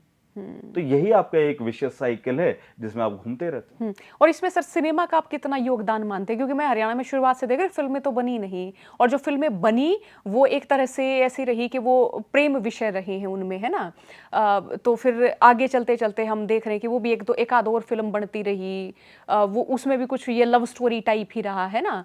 तो कुछ ऐसी इस तरह की सामाजिक सी फिल्में बनी तो शायद वो देखी नहीं गई। कुछ एक फिल्में जैसे अच्छी आई, चंद्रावल आई, बहुत बड़ी हिट रही, वो भी इंटरकास्ट मैरिज के बारे में थी, है ना। लाडो आई, वो भी काफी अच्छी फिल्म थी। पगड़ी आई, पगड़ी भी काफी अच्छी थी। अभी दादा लक्ष्मी आई, यशपाल जी ने बनाई, बहुत अच्छी फिल्म थी। लेकिन वही है कि फिल्में बहुत कम है, और अभी जो कुछ OTT पे आ रही हैं उसमें भी फिर ये बंदूक वगैरह और ये सब चीजें स्टार्ट हो गई हैं, अंधविश्वास वगैरह स्टार्ट हो गए। और जैसे अपना हरियाणवी सिनेमा सर, इसके बारे में आपका क्या कहना है? क्योंकि आप भी फिल्में बना चुके हैं, आप लिखते भी हैं फिल्में।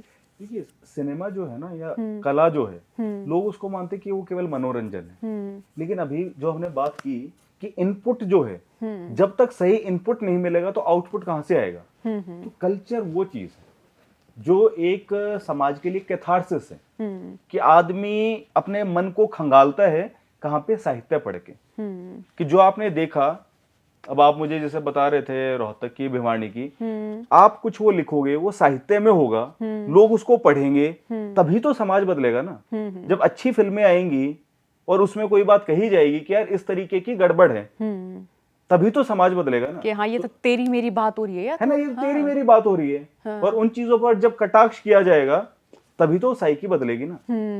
तो बिना कल्चर के फिर आप कैसे बदलोगे समाज? तो पॉसिबल नहीं है। जैसे मैं सोचती थी कि कभी, जैसे मैं फिल्मों में देखती ना सर, करिश्मा कपूर ऐसी गाड़ी चलाती हुई मिलती, तो मैं सोचती थी मैं भी करूंगी ऐसा, मैं भी कभी गाड़ी चलाऊंगी।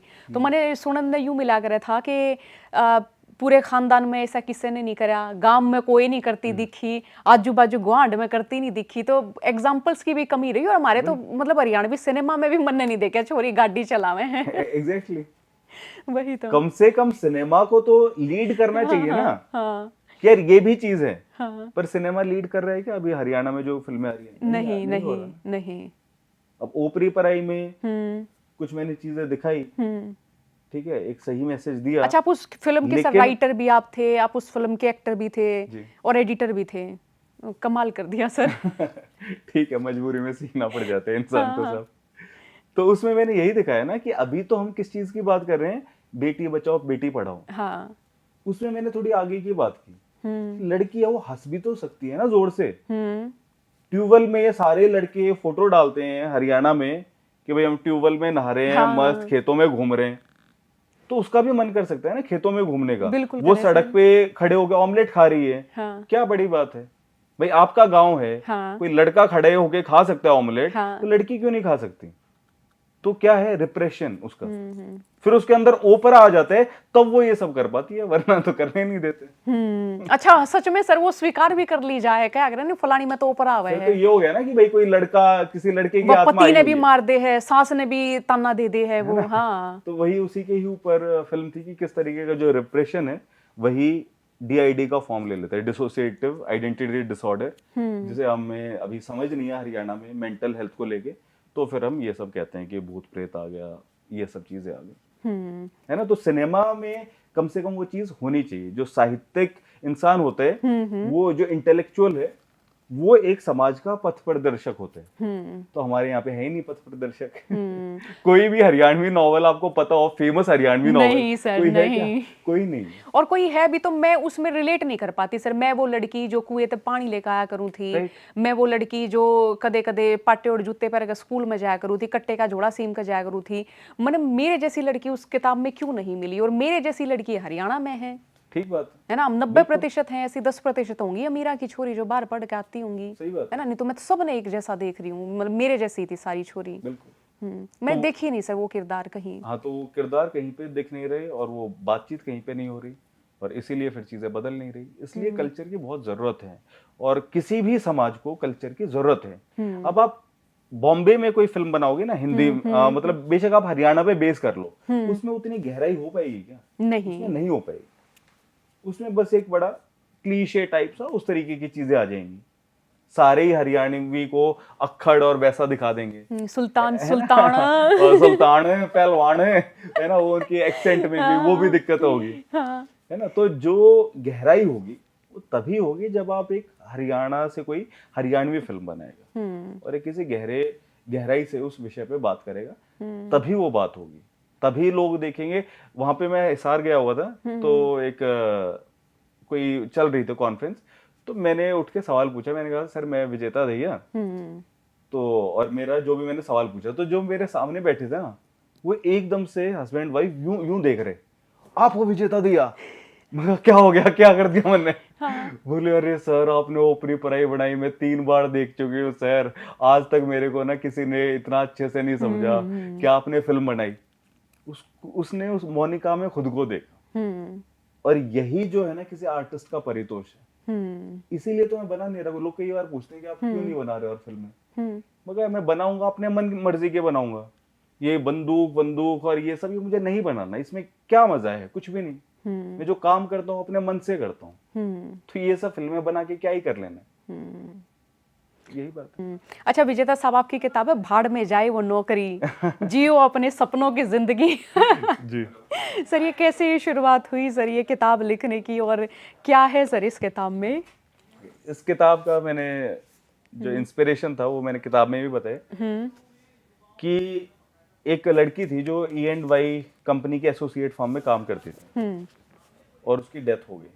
और ऐसा नहीं कि उसने मतलब आत्महत्या की वजह से डेथ हुई हो, फिजिकल एग्जॉशन और वर्क की वजह से उसकी डेथ हो गई। तो उसकी जो मदर थी, एना सबस्ती नाम था उनका, तो उनकी मदर ने एक लेटर लिखा था जो E&Y के कोई सीनियर को कि ऐसा ऐसा मेरी बेटी के साथ हुआ, और वो इतनी एम्बिशियस थी, उस पर काम का इतना लोड डाला गया। तो उन्होंने बताया कि किस तरीके से टॉक्सिसिटी है। ये टॉक्सिसिटी कॉमन है, अभी तो लोग खुल्लम खुल्ला कह रहे हैं 70 घंटे प्रति हफ्ता, 90 घंटे प्रति हफ्ता, इस टाइप की चीज़ों को रोमेंटिसाइज किया जा रहा है। तो जब ये हुआ तो ध्रुव और मैं दोनों ही अपने दिल में बहुत व्यथित थे, क्योंकि हम उससे रिलेट भी कर पा रहे थे उसकी कहानी से कि यार ये लड़की कुछ करना चाह रही थी और देखो उसके साथ क्या हो गया।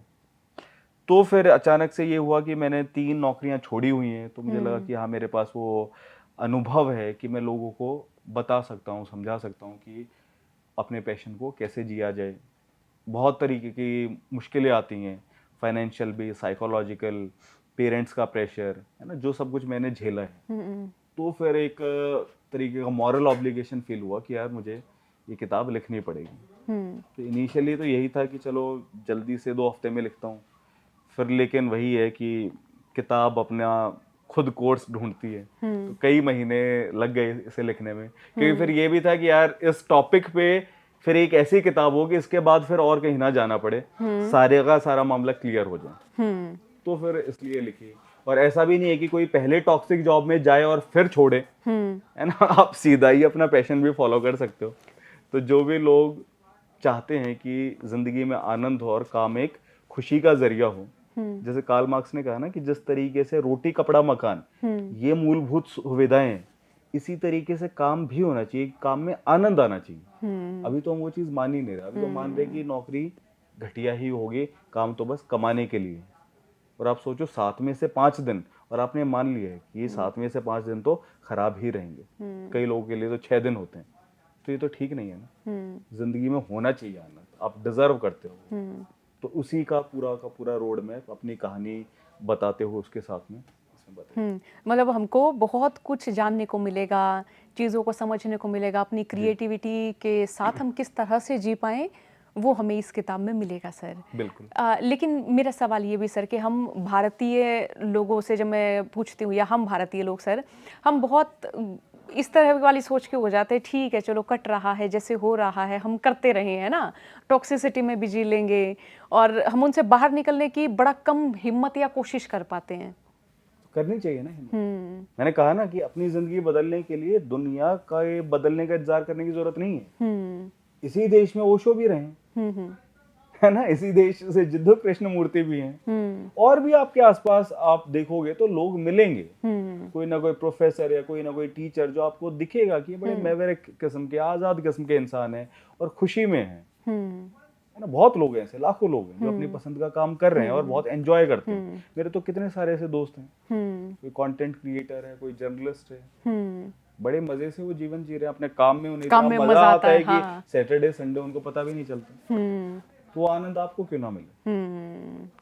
और सर बहुत सारे भारतीयों से मैं पूछूंगी ना आपकी हॉबी क्या है, वो 3-4 रटी रटाई लाइन मिलेगी, म्यूजिक सुनना, लिसनिंग म्यूजिक और रीडिंग, इस तरह की 2-3 सी ऐसी चीजें मिलेंगी मुझे। तो किताब में मैंने यही भी एक बात की हुई है, पहले ही जो चैप्टर है, ये सारे भारतीयों को ही ये 3-4 शौक ही हैं क्या ये? पहले चैप्टर में मैंने चीज बताई हुई है। पहले चैप्टर का नाम है अनोखे ख्वाब। तो उसमें मैंने यही कहा हुआ है कि जो कोई बच्चा होता है ना, उससे आप पूछो कि तेरा क्या ख्वाब है।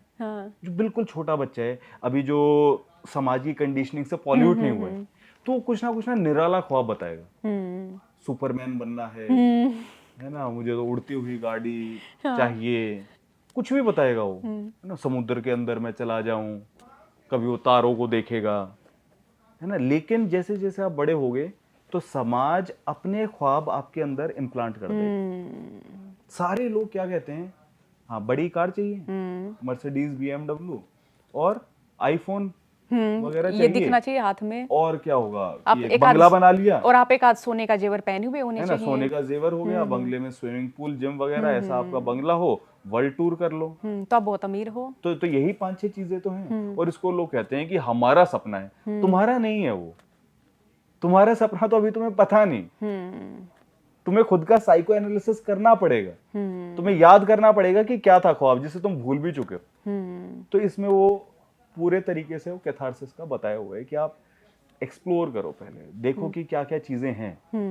कई बार मैं एग्जांपल देता हूं कि आप पैलियोंटोलॉजिस्ट बनना ही नहीं चाह सकते क्योंकि आपको पता नहीं कि पैलियोंटोलॉजिस्ट होता क्या है। स्कूल में आपने 12वीं कर ली, आपको पता ही नहीं चला मैंने सीखा क्या। मैं खुद कहूँ कि सर 12वीं तक मैंने सीखा क्या, मैं तो खुद यही सोचती रही कि मुझे को मालूम चला कि एक 9वीं कक्षा में एक पाठ था, एक गरीब किसान था, साहूकार से पैसे लेकर आया। 11वीं में कुछ और था, कोई इंग्लिश लेखक की कविता वो हिंदी में लिखी हुई थी, उसका था, उसका सारांश बताओ, विवरण बताओ। मैंने क्रिएटिव मैंने क्या सीखा सोनिया, प्रॉब्लम ये है कि कविता अगर कोई इंसान पढ़ ले ना, वो भी आजाद हो जाएगा। लेकिन स्कूल में कविता कैसे पढ़ाई जाती है, टीचर सरलार्थ भी रटवा देती है। काव्य सौंदर्य, अरे काव्य सौंदर्य को तो मार ही दिया, सौंदर्य को तो तुमने। सौंदर्य तो यही है ना कि मैं कविता पढूं और मैं देखूं कि यार क्या मतलब है इस कविता का। अब मैं सोचूं, क्रिटिकल थिंकिंग आए। टीचर बोर्ड पे लिखवा रही है, काव्य सौंदर्य भी रटवा दिया। काव्य की भाषा बहुत ही सरल और प्रतिभापूर्ण है। बोले बच्चों ये पहला पॉइंट तो लिख ही देना, नंबर आ जाएंगे। अब एक कविता थी हमारे उसमें जी, कटक कटीले केते काटी काटी कालिका सी किलकी कलेऊ देती काल को। अब इसमें भी बच्चा लिख रहा है काव्य की भाषा बहुत सरल है। अब ये सरल कहाँ है, ये तो बहुत पेचीदा है। क्यों, बेचारे ने रट लिया। मैथ्स में स्टेप्स ऑफ कंस्ट्रक्शन रट लिए। वरना कोई भी जो सब्जेक्ट है ना, हर एक सब्जेक्ट बहुत खूबसूरत है। लोग करिकुलम की बात करें, करिकुलम में प्रॉब्लम नहीं है, आपके पढ़ाने में प्रॉब्लम है। अगर आप ज्योग्राफी को अच्छे से पढ़ा दो ना, तो उससे भी बच्चे में एक वो भाव आएगा वसुधैव कुटुंबकम का। वो समझेगा दुनिया को कि अरे यार अच्छा इतने देश हैं, अच्छा वहां पे भी लोग हैं, अच्छा वो उनका इस तरीके का कल्चर है। हिस्ट्री वो पढ़ेगा, वो समझेगा कि जो अब हम जी रहे हैं ये ऐसे ही नहीं है, इसका भी एक कुछ ना कुछ सीरीज रहे कि आज हम इस तरीके से क्यों हैं। अंग्रेजी जब पाठ उस समय हमारी मास्टरनी पढ़ाया करती ना, तो उसमें कई बार ऐसे होता था कि वो जो है इब्राहिम की गाड़ी में लीटा या रीटा जा रही है, तो वो शराब पी रहे हैं, या कुछ इस तरह के किस्से होते थे कि उसने उसको आदमी को भी डांट दिया, तुम ऐसे भद्दे व्यक्ति हो। तो मैं ऐसे सोचती थी कि ये कैसा, कितना सुंदर सा इनका जीवन है। मतलब मुझे पढ़ते पढ़ते लगता था, अब वो गाड़ी चला के जा रही है, अब वो उसको डांट रही है, आदमी को और डांट रही है ना। रस्किन बॉन्ड के कुछ ऐसे ऐसे मतलब थे सर प्ले हमारे उसमें पाठ्यक्रम में शामिल होते थे। तो मैं सोचती कि अंग्रेज उनके इंग्लिश लेखकों के जब हम पढ़ते तो उनमें एक अलग सी को वाइब, वो बोलते हैं ना आज की तारीख की बात हो तो वाइब मिला करती बढ़िया सी, है ना, कि एक मजबूत सी छोरी कोई है उस पात्र में। लेकिन जब अपने इंडिया के लेखकों की पढ़ती थी तो प्रेमचंद जी या कुछ और सुभद्रा कुमारी चौहान जी, उनमें थोड़ा दुख सा होया करे था, है ना सर। ये तो मैं नहीं मानूंगा। देखो प्रेमचंद जो है दुख जरूर है, लेकिन है बहुत वो हाँ बिल्कुल बिल्कुल है। प्रेमचंद तो जो प्रोग्रेसिव राइटर एसोसिएशन थी उसके भी मतलब उन्होंने ही स्टार्ट की थी। फैज थे और प्रेमचंद थे जो उसके शुरुआती लोगों में थे। तो उस समय पे उन्होंने वो कटाक्ष दिए, है ना। गबन क्या है, गबन एक बड़ी सिंपल सी कहानी है कि वो जाल पर उसको चंद्रहार चाहिए और वो बेचारा वो गड़बड़ कर देता है अपने ऑफिस में कि वाइफ के लिए चंद्रहार लाए, और वो उसी में ही फंसा हुआ है। तो समाज का वो तो आईना दिखाती है। गोदान देखोगी कितनी कमाल की कहानी है। तो देखो दुख जो है ना सोनिया, पता है सबसे बड़ी दुख वाली चीज क्या है? वो जो आजकल चल रहे हैं ना, बी पॉजिटिव बी पॉजिटिव, वो पॉजिटिविटी सबसे प्रॉब्लमेटिक चीज है। वो पॉजिटिविटी क्या है? प्रॉब्लम को चटाई के नीचे छुपाना, है ना। काफका की एक कहानी है द मेटामॉर्फोसिस। उसकी पहली लाइन क्या है कि ग्रिगोर सामसा जिस दिन उठा उसने देखा सुबह कि मैं कीड़ा बन गया हूं, और उसको चिंता हुई कि अब मुझे ऑफिस जाना है, मेरे पिताजी क्या कहेंगे। उसको बहुत ब्लीक नॉवल, बहुत ही होपलेस नॉवल माना जाता है, लेकिन मैं कहता हूं कि सबसे होपफुल नॉवल वही है। क्यों? क्योंकि समाज की जो स्थिति है उसको लेखक स्वीकार नहीं कर रहा। जिसने स्वीकार कर लिया वो किताब नहीं लिखेगा। उसने किताब लिखी है क्यों? उस पर कटाक्ष करने के लिए। वो इसके साथ सहज नहीं है, वो इसे स्वीकार नहीं कर रहा, तभी उसने किताब लिखी है।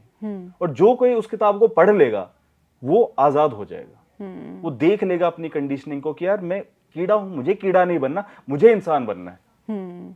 तो इसीलिए मैं कहता हूं कि प्रेमचंद की जो कहानियां हैं या ये जो मैंने काफका की ये बताई, सबसे उम्मीद वाली चीजें मुझे यही लगती हैं, बजाय कि ये कोई झूठे बस फूल वूलों का कुछ भी लिख दिया और आपने उससे बेटर वो है। हाँ, बाहर के जो ऑथर हैं वो भी आप बात जो कह रहे हो वो भी सही है, बाहर के भी लेखक कमाल के हैं। हालांकि एंटन चेखव, उनकी कहानियों में भी बहुत दुख हैं। तो वही है कि इंडिया में हो बाहर हो, हर तरीके के लेखक रहे हैं। वर्ड्सवर्थ या फ्रॉस्ट की पोएट्री है, उसमें एक ब्यूटी और वो चीज है। तो हर तरीके के हैं लेखक, मतलब इंडिया में भी बाहर भी। सर ये बहुत शुक्रिया विजेता सर आप आए, और ये बहुत ही शानदार बातचीत रही। और ये बातचीत सुन के शायद बहुत सारे जो युवा हैं उनको हौसला भी मिलेगा कि आप हमारे जैसे ही या हमारे ही बीच से उठ के आप आए हैं। अब ज़रा बता दें सर जर्नी आपकी, ताकि थोड़ा और मोटिवेट होंगे हम आपने सुन के। नहीं तो वही है, मैंने इंजीनियरिंग की थी, क्योंकि एक मिडिल क्लास परिवार से होते तो आप वही है इंजीनियरिंग ही करनी होती है। तो वो किया, फिर कैंपस प्लेसमेंट हो गई थी, तो रेनबेक्सी कंपनी में मेरी जॉब लगी। वहाँ पे करीबन साल भर काम किया, साल भर से भी कम। फिर बॉम्बे चला गया था मैं, मुंबई कुछ टाइम रहने के लिए। फिर वहाँ से वापस आया, फिर एसएससी सीजीएल का एग्ज़ाम दिया तो विदेश मंत्रालय में सिलेक्शन हो गया। तो 3 साल के करीबन वहाँ पे नौकरी की। फिर वो नौकरी छोड़ी, फिर एक मीडिया ऑर्गेनाइजेशन में काम किया, तो 3 महीने वहाँ पे काम किया। फिर ध्रुव के साथ किया, फिर जो है ये 2 फिल्में बनाई, दरारें और ओपरी पर आई, और ये 2 किताबें लिखी। पहले पावर ऑफ यूनिवर्स आई थी, ब्रह्मांड की शक्ति, जिसमें जो कहते हैं energy, aura, vibrations, law of attraction, manifestation, इन सब चीज़ों को डिबंक किया है, तो वो भी डीआर एकेडमी पे है। फिर अभी ये दूसरी किताब लिखी, भाड़ में जाए वो नौकरी। तो बस यही सब चल रहा है। बाकी अपना इंस्टाग्राम पे जो है कंटेंट बनाता हूँ, विजेता दहिया 1 से मेरी आईडी है, तो ये चीज़ है। मतलब आपने अपनी क्रिएटिविटी मरने नहीं दी, एक जॉब मिल गई मैं चुपचाप बैठ जाऊं, ये वाला नहीं रहा आपके भीतर? जी नहीं, वो क्यों रहना है। अब अगर आपने खुद को ही खो दिया तो फिर बात रही नहीं ना। इसमें भी मैंने यही कहा है कि जब मेरी पहली नौकरी लगी तो तनख्वाह इतनी ज़्यादा थी, क्योंकि मेरी तो कोई भी ज़रूरत थी नहीं उस टाइम पे। मैं तो पहले ट्यूशन पढ़ा रहा था कॉलेज के टाइम में, 5-6 हज़ार रुपये कमाता था, उसी में बल्ले बल्ले थी। और फिर नौकरी लगते तो इतनी तनख्वाह, मुझे ये समझना है कि इस पैसे का करूं क्या, है ना। और फिर खाना खाया, सब कुछ किया, कपड़े खरीदे। फिर मुझे लगा यार ये तो केवल जीवन नहीं है, इसमें तो मैं पूरी ज़िंदगी खुश नहीं रह सकता। क्यों? क्योंकि मैंने वो आनंद चखा हुआ था। कॉलेज में मैं थिएटर करता था, और फिर मैंने उससे कंपेयर किया कि नहीं यार, वो जो बात थी ना, वो अलग ही बात थी। उसमें तो गूज़बम्प्स आ जाते थे, वो जो हम करते थे खो जाते थे उसमें। इसमें मैंने कहा रेजोनेंस शब्द दिया उसको, महकते ख्वाबों की रेजोनेंस। तो वो मैं चाहता हूँ कि वो रेजोनेंस आप फील करो। और जो औरतें हैं उनके अंदर कितना पोटेंशियल है, आपको उस पेट्रियार्की को तोड़ना होगा। आपको देखना होगा कि इसी देश से कोई कल्पना चावला भी है, इसी देश से कोई इंदिरा गांधी भी है, कोई रानी लक्ष्मीबाई भी है ना। तो आप क्यों नहीं कर सकते? आप किसी भी फील्ड में जा सकते हो। इसी देश से अमृता प्रीतम भी है, इतनी महान लेखिका। अमृता शेरगिल भी है, जिन्हें तो पूरी दुनिया की सबसे महान पेंटर्स में गिना जाता है ना। तो आप भी जब लिखोगे तो कुछ ना कुछ करो। और इससे निकलने का तरीका क्या है? जब आप इस मॉरलिटी के फ्रेमवर्क को, जो आप त्याग की मूर्ति बनते हो, छोड़ दो उसको। उसमें कुछ नहीं है। जो आप चाहते हो ना सभी से वैलिडेशन, उसमें कुछ नहीं है। तो पहले तो ये एकता कपूर के घटिया सीरियल देखना छोड़ दो। दूसरा, तुम दूसरों से वैलिडेशन चाहना छोड़ दो कि दूसरे तुम्हें कहें अरे वाह कितनी बढ़िया। छोड़ दो उस मोह को, छोड़ दो उस अहंकार को। तीसरी बात, आप डायरी लिखना शुरू करो। जो लोग डायरी लिखते हैं ना, डायरी लिखना क्या है? कॉन्शियस थिंकिंग है। वैसे हमारा जो है ना मंकी माइंड, सोच इधर से उधर, उधर से इधर चलती रहेगी। आदमी मकड़ जाल बुनता है अपनी सोच का, उसी से डिप्रेशन होता है, टेंशन होता है। लेकिन जब आदमी लिखता है ना, तो वो कॉन्शियस थिंकिंग ही होती है।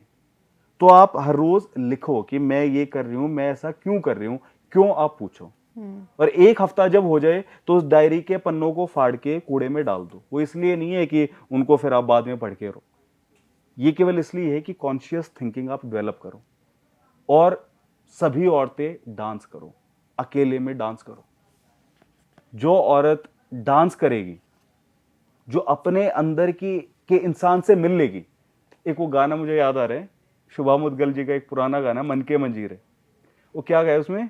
अपनी नजर से मैंने देखी दुनिया की रंगोली, मुझको बुलाने आई मौसम की टोली, खोली आंखें जो खोली मैंने पाई अपनी बोली, मुझ में ही रहती थी मेरी हमजोली रे। सुन लो अब ना अकेली हूं मैं, अपनी सहेली हूं मैं, साथी हूं अपनी में। तो जब आप अपने अंदर की उस सहेली से मिल लोगे ना, आप खुद का सम्मान करोगे। जो इंसान आनंद में, प्रेम में होता है, वो खुद का सम्मान करता है। फिर आप कभी ये नहीं करोगे कि 10 बच्चे पैदा कर दिया। अभी आया था ना हरियाणा में, वो न्यूज आई थी। तो वो क्यों हो गया? क्यों? क्योंकि उसे ये लग रहा है कि हाँ मैं ऐसा करूंगी तो मेरे सास ससुर खुश रहेंगे, मुझे वैलिडेशन देंगे। भाड़ में गई उनकी वैलिडेशन। तुम खुद का सम्मान करो। तुम एक बच्चे पैदा करने की मशीन नहीं हो। उस औरत के शरीर की देखो ना क्या ऐसी तैसी हो गई, जो 11 बच्चे पैदा कर रही है। उसका आप मेंटल स्ट्रेस देखो। और लेकिन वो औरत जब तक नहीं बोलेगी तो कैसे चलेगा? और ये बड़ा जोक बना देते हैं कि देखो हमने तो इतने बच्चे पैदा कर दिए, दादी का कि इतना कर नहीं पा रही, इतना, ये हाँ हाँ हाँ। तो यही तो फालतू की बातें हैं। उन ताई को बोल दो कि तूने कर लिया, मैं नहीं करूंगी, तो रख अपना मेडल अपने पास। इसीलिए मैं कहता हूं कि अकेले में डांस करो। जब तुम अकेले के साथ खुश होना सीख जाओगे ना, तो फिर तुम नहीं सहोगे, कोई गुलामी नहीं सहोगे। जी। एक ये और हो जाता है ना कि पहले संयुक्त परिवार रहते थे, औरतों ने तोड़ दिया, औरतें अकेला रहना शुरू कर चुकी हैं, इसलिए उनके भीतर आ गया कि मैं ये काम क्यों करूं, मैं वो काम क्यों। पहले तो सब परिवार एकजुट रहता था, ऐसा। हाँ तो क्या ये भी औरतों पे ही आता है, ये ब्लेम। हाँ तो एकजुट क्या था फिर? उसमें औरत की कोई आजादी थी क्या? उसको तुम दे दो ना आजादी। अभी लोग ये भी कह रहे हैं इतने तलाक हो रहे हैं, इतने तलाक हो रहे हैं, नई संस्कृति आ गई। अरे तो तुम खुद को बदल क्यों नहीं रहे? तुम बहू की ऐसी तैसी करोगे। वो बेचारी पहली की होती थी, जो आंटी ताई होती थी, कि वो बेचारी पढ़ी लिखी नहीं है, उसके पास कोई ऑप्शन नहीं है, बाप ने कह के भेज दिया कि बेटी बस ये वो तेरा घर, तेरी शिकायत नहीं आनी चाहिए। वो बेचारी कहाँ जाए? अब आज के टाइम में जो पढ़ी लिखी है, कमा भी रही है, वो क्यों सहेगी? और तकरीबन 3-4 साल पहले की बात बताऊं सर, मेरी सहेली का ब्याह था और उसकी मदर ने उसकी सास को बोला कि या काम ना करे तो चाहे पीट भी दियो। फिर बोले तो हमारा फर्ज है कि मतलब नू कहना इस तो कि हम अगले घर भेज रहे हैं और कोई शिकायत नहीं आनी चाहिए, और काम ना करे तो जी धमका दियो, चाहे मतलब ये थारे तो सौंप दी। तो तलाक हो रहे हैं, इसमें लोग ये देख रहे हैं छोरी पढ़ लिख गई जाती तलाक हो रहे हैं। अरे नहीं, तलाक इसलिए हो रहे हैं क्योंकि तुम अपनी सोच नहीं बदल रहे, तुम अभी भी उसको गुलाम मान रहे हो, ये दिक्कत है। तो पति पत्नी में देखो, जब तक प्रेम नहीं है, उसकी वजह से इतनी दिक्कत है। इसलिए आदमी भी कितने डिप्रेशन में जा रहे हैं। आपको पता है ना, वर्ल्ड ओवर आदमी ज्यादा सुसाइड करते हैं। क्यों? और हरियाणा जैसी जगह पे टॉक्सिक मैस्कुलिनिटी इतनी है। पत्नी के साथ उसकी दोस्ती नहीं, माँ बाप के साथ तो भूल ही जाओ। पूरी दुनिया को कोई बात बताओगी, माँ बाप को पता ना चल जाए, और जो उसके दोस्त हैं वो ये कहेंगे बावड़ा हो रहा है, रोया करे, मारूंगा। तो किसके आगे अपना दुख बताए? वो बता नहीं सकते। तो इसीलिए समाज इतना गड़बड़ाया हुआ है। और मैंने तो सर किसी की, मान लो कि अगर माता की भी मृत्यु हुई है, तो मैंने उस व्यक्ति को, चाहे उनकी उम्र 70 वर्ष हो, 60 वर्ष हो, भाइयों को गले मिलते नहीं देखा है ना? बिल्कुल। आप देखिए, बेटे को और पिता को गले मिलते नहीं देखा और इतना इमोशनल मोमेंट है तब भी। तो फिर सोचिए, आप अपने इमोशंस से आपका एलियनेशन हो गया, आपकी ह्यूमन एसेंस खत्म हो चुकी है। तो ये संस्कृति बचाने का चक्कर छोड़ो, संस्कृति लेकर आओ। मैं ये कह रहा हूँ, एक आजाद समाज बनाओ। लेकिन मर्दों के भीतर जितनी संवेदना होती है, वो हरियाणवी समाज में तो वो जाहिर कैसे करें सर? जाहिर करो ना, किसने रोका है? बोलो अपनी पत्नी को आई लव यू, कोई कौन रोकने आ रहे है?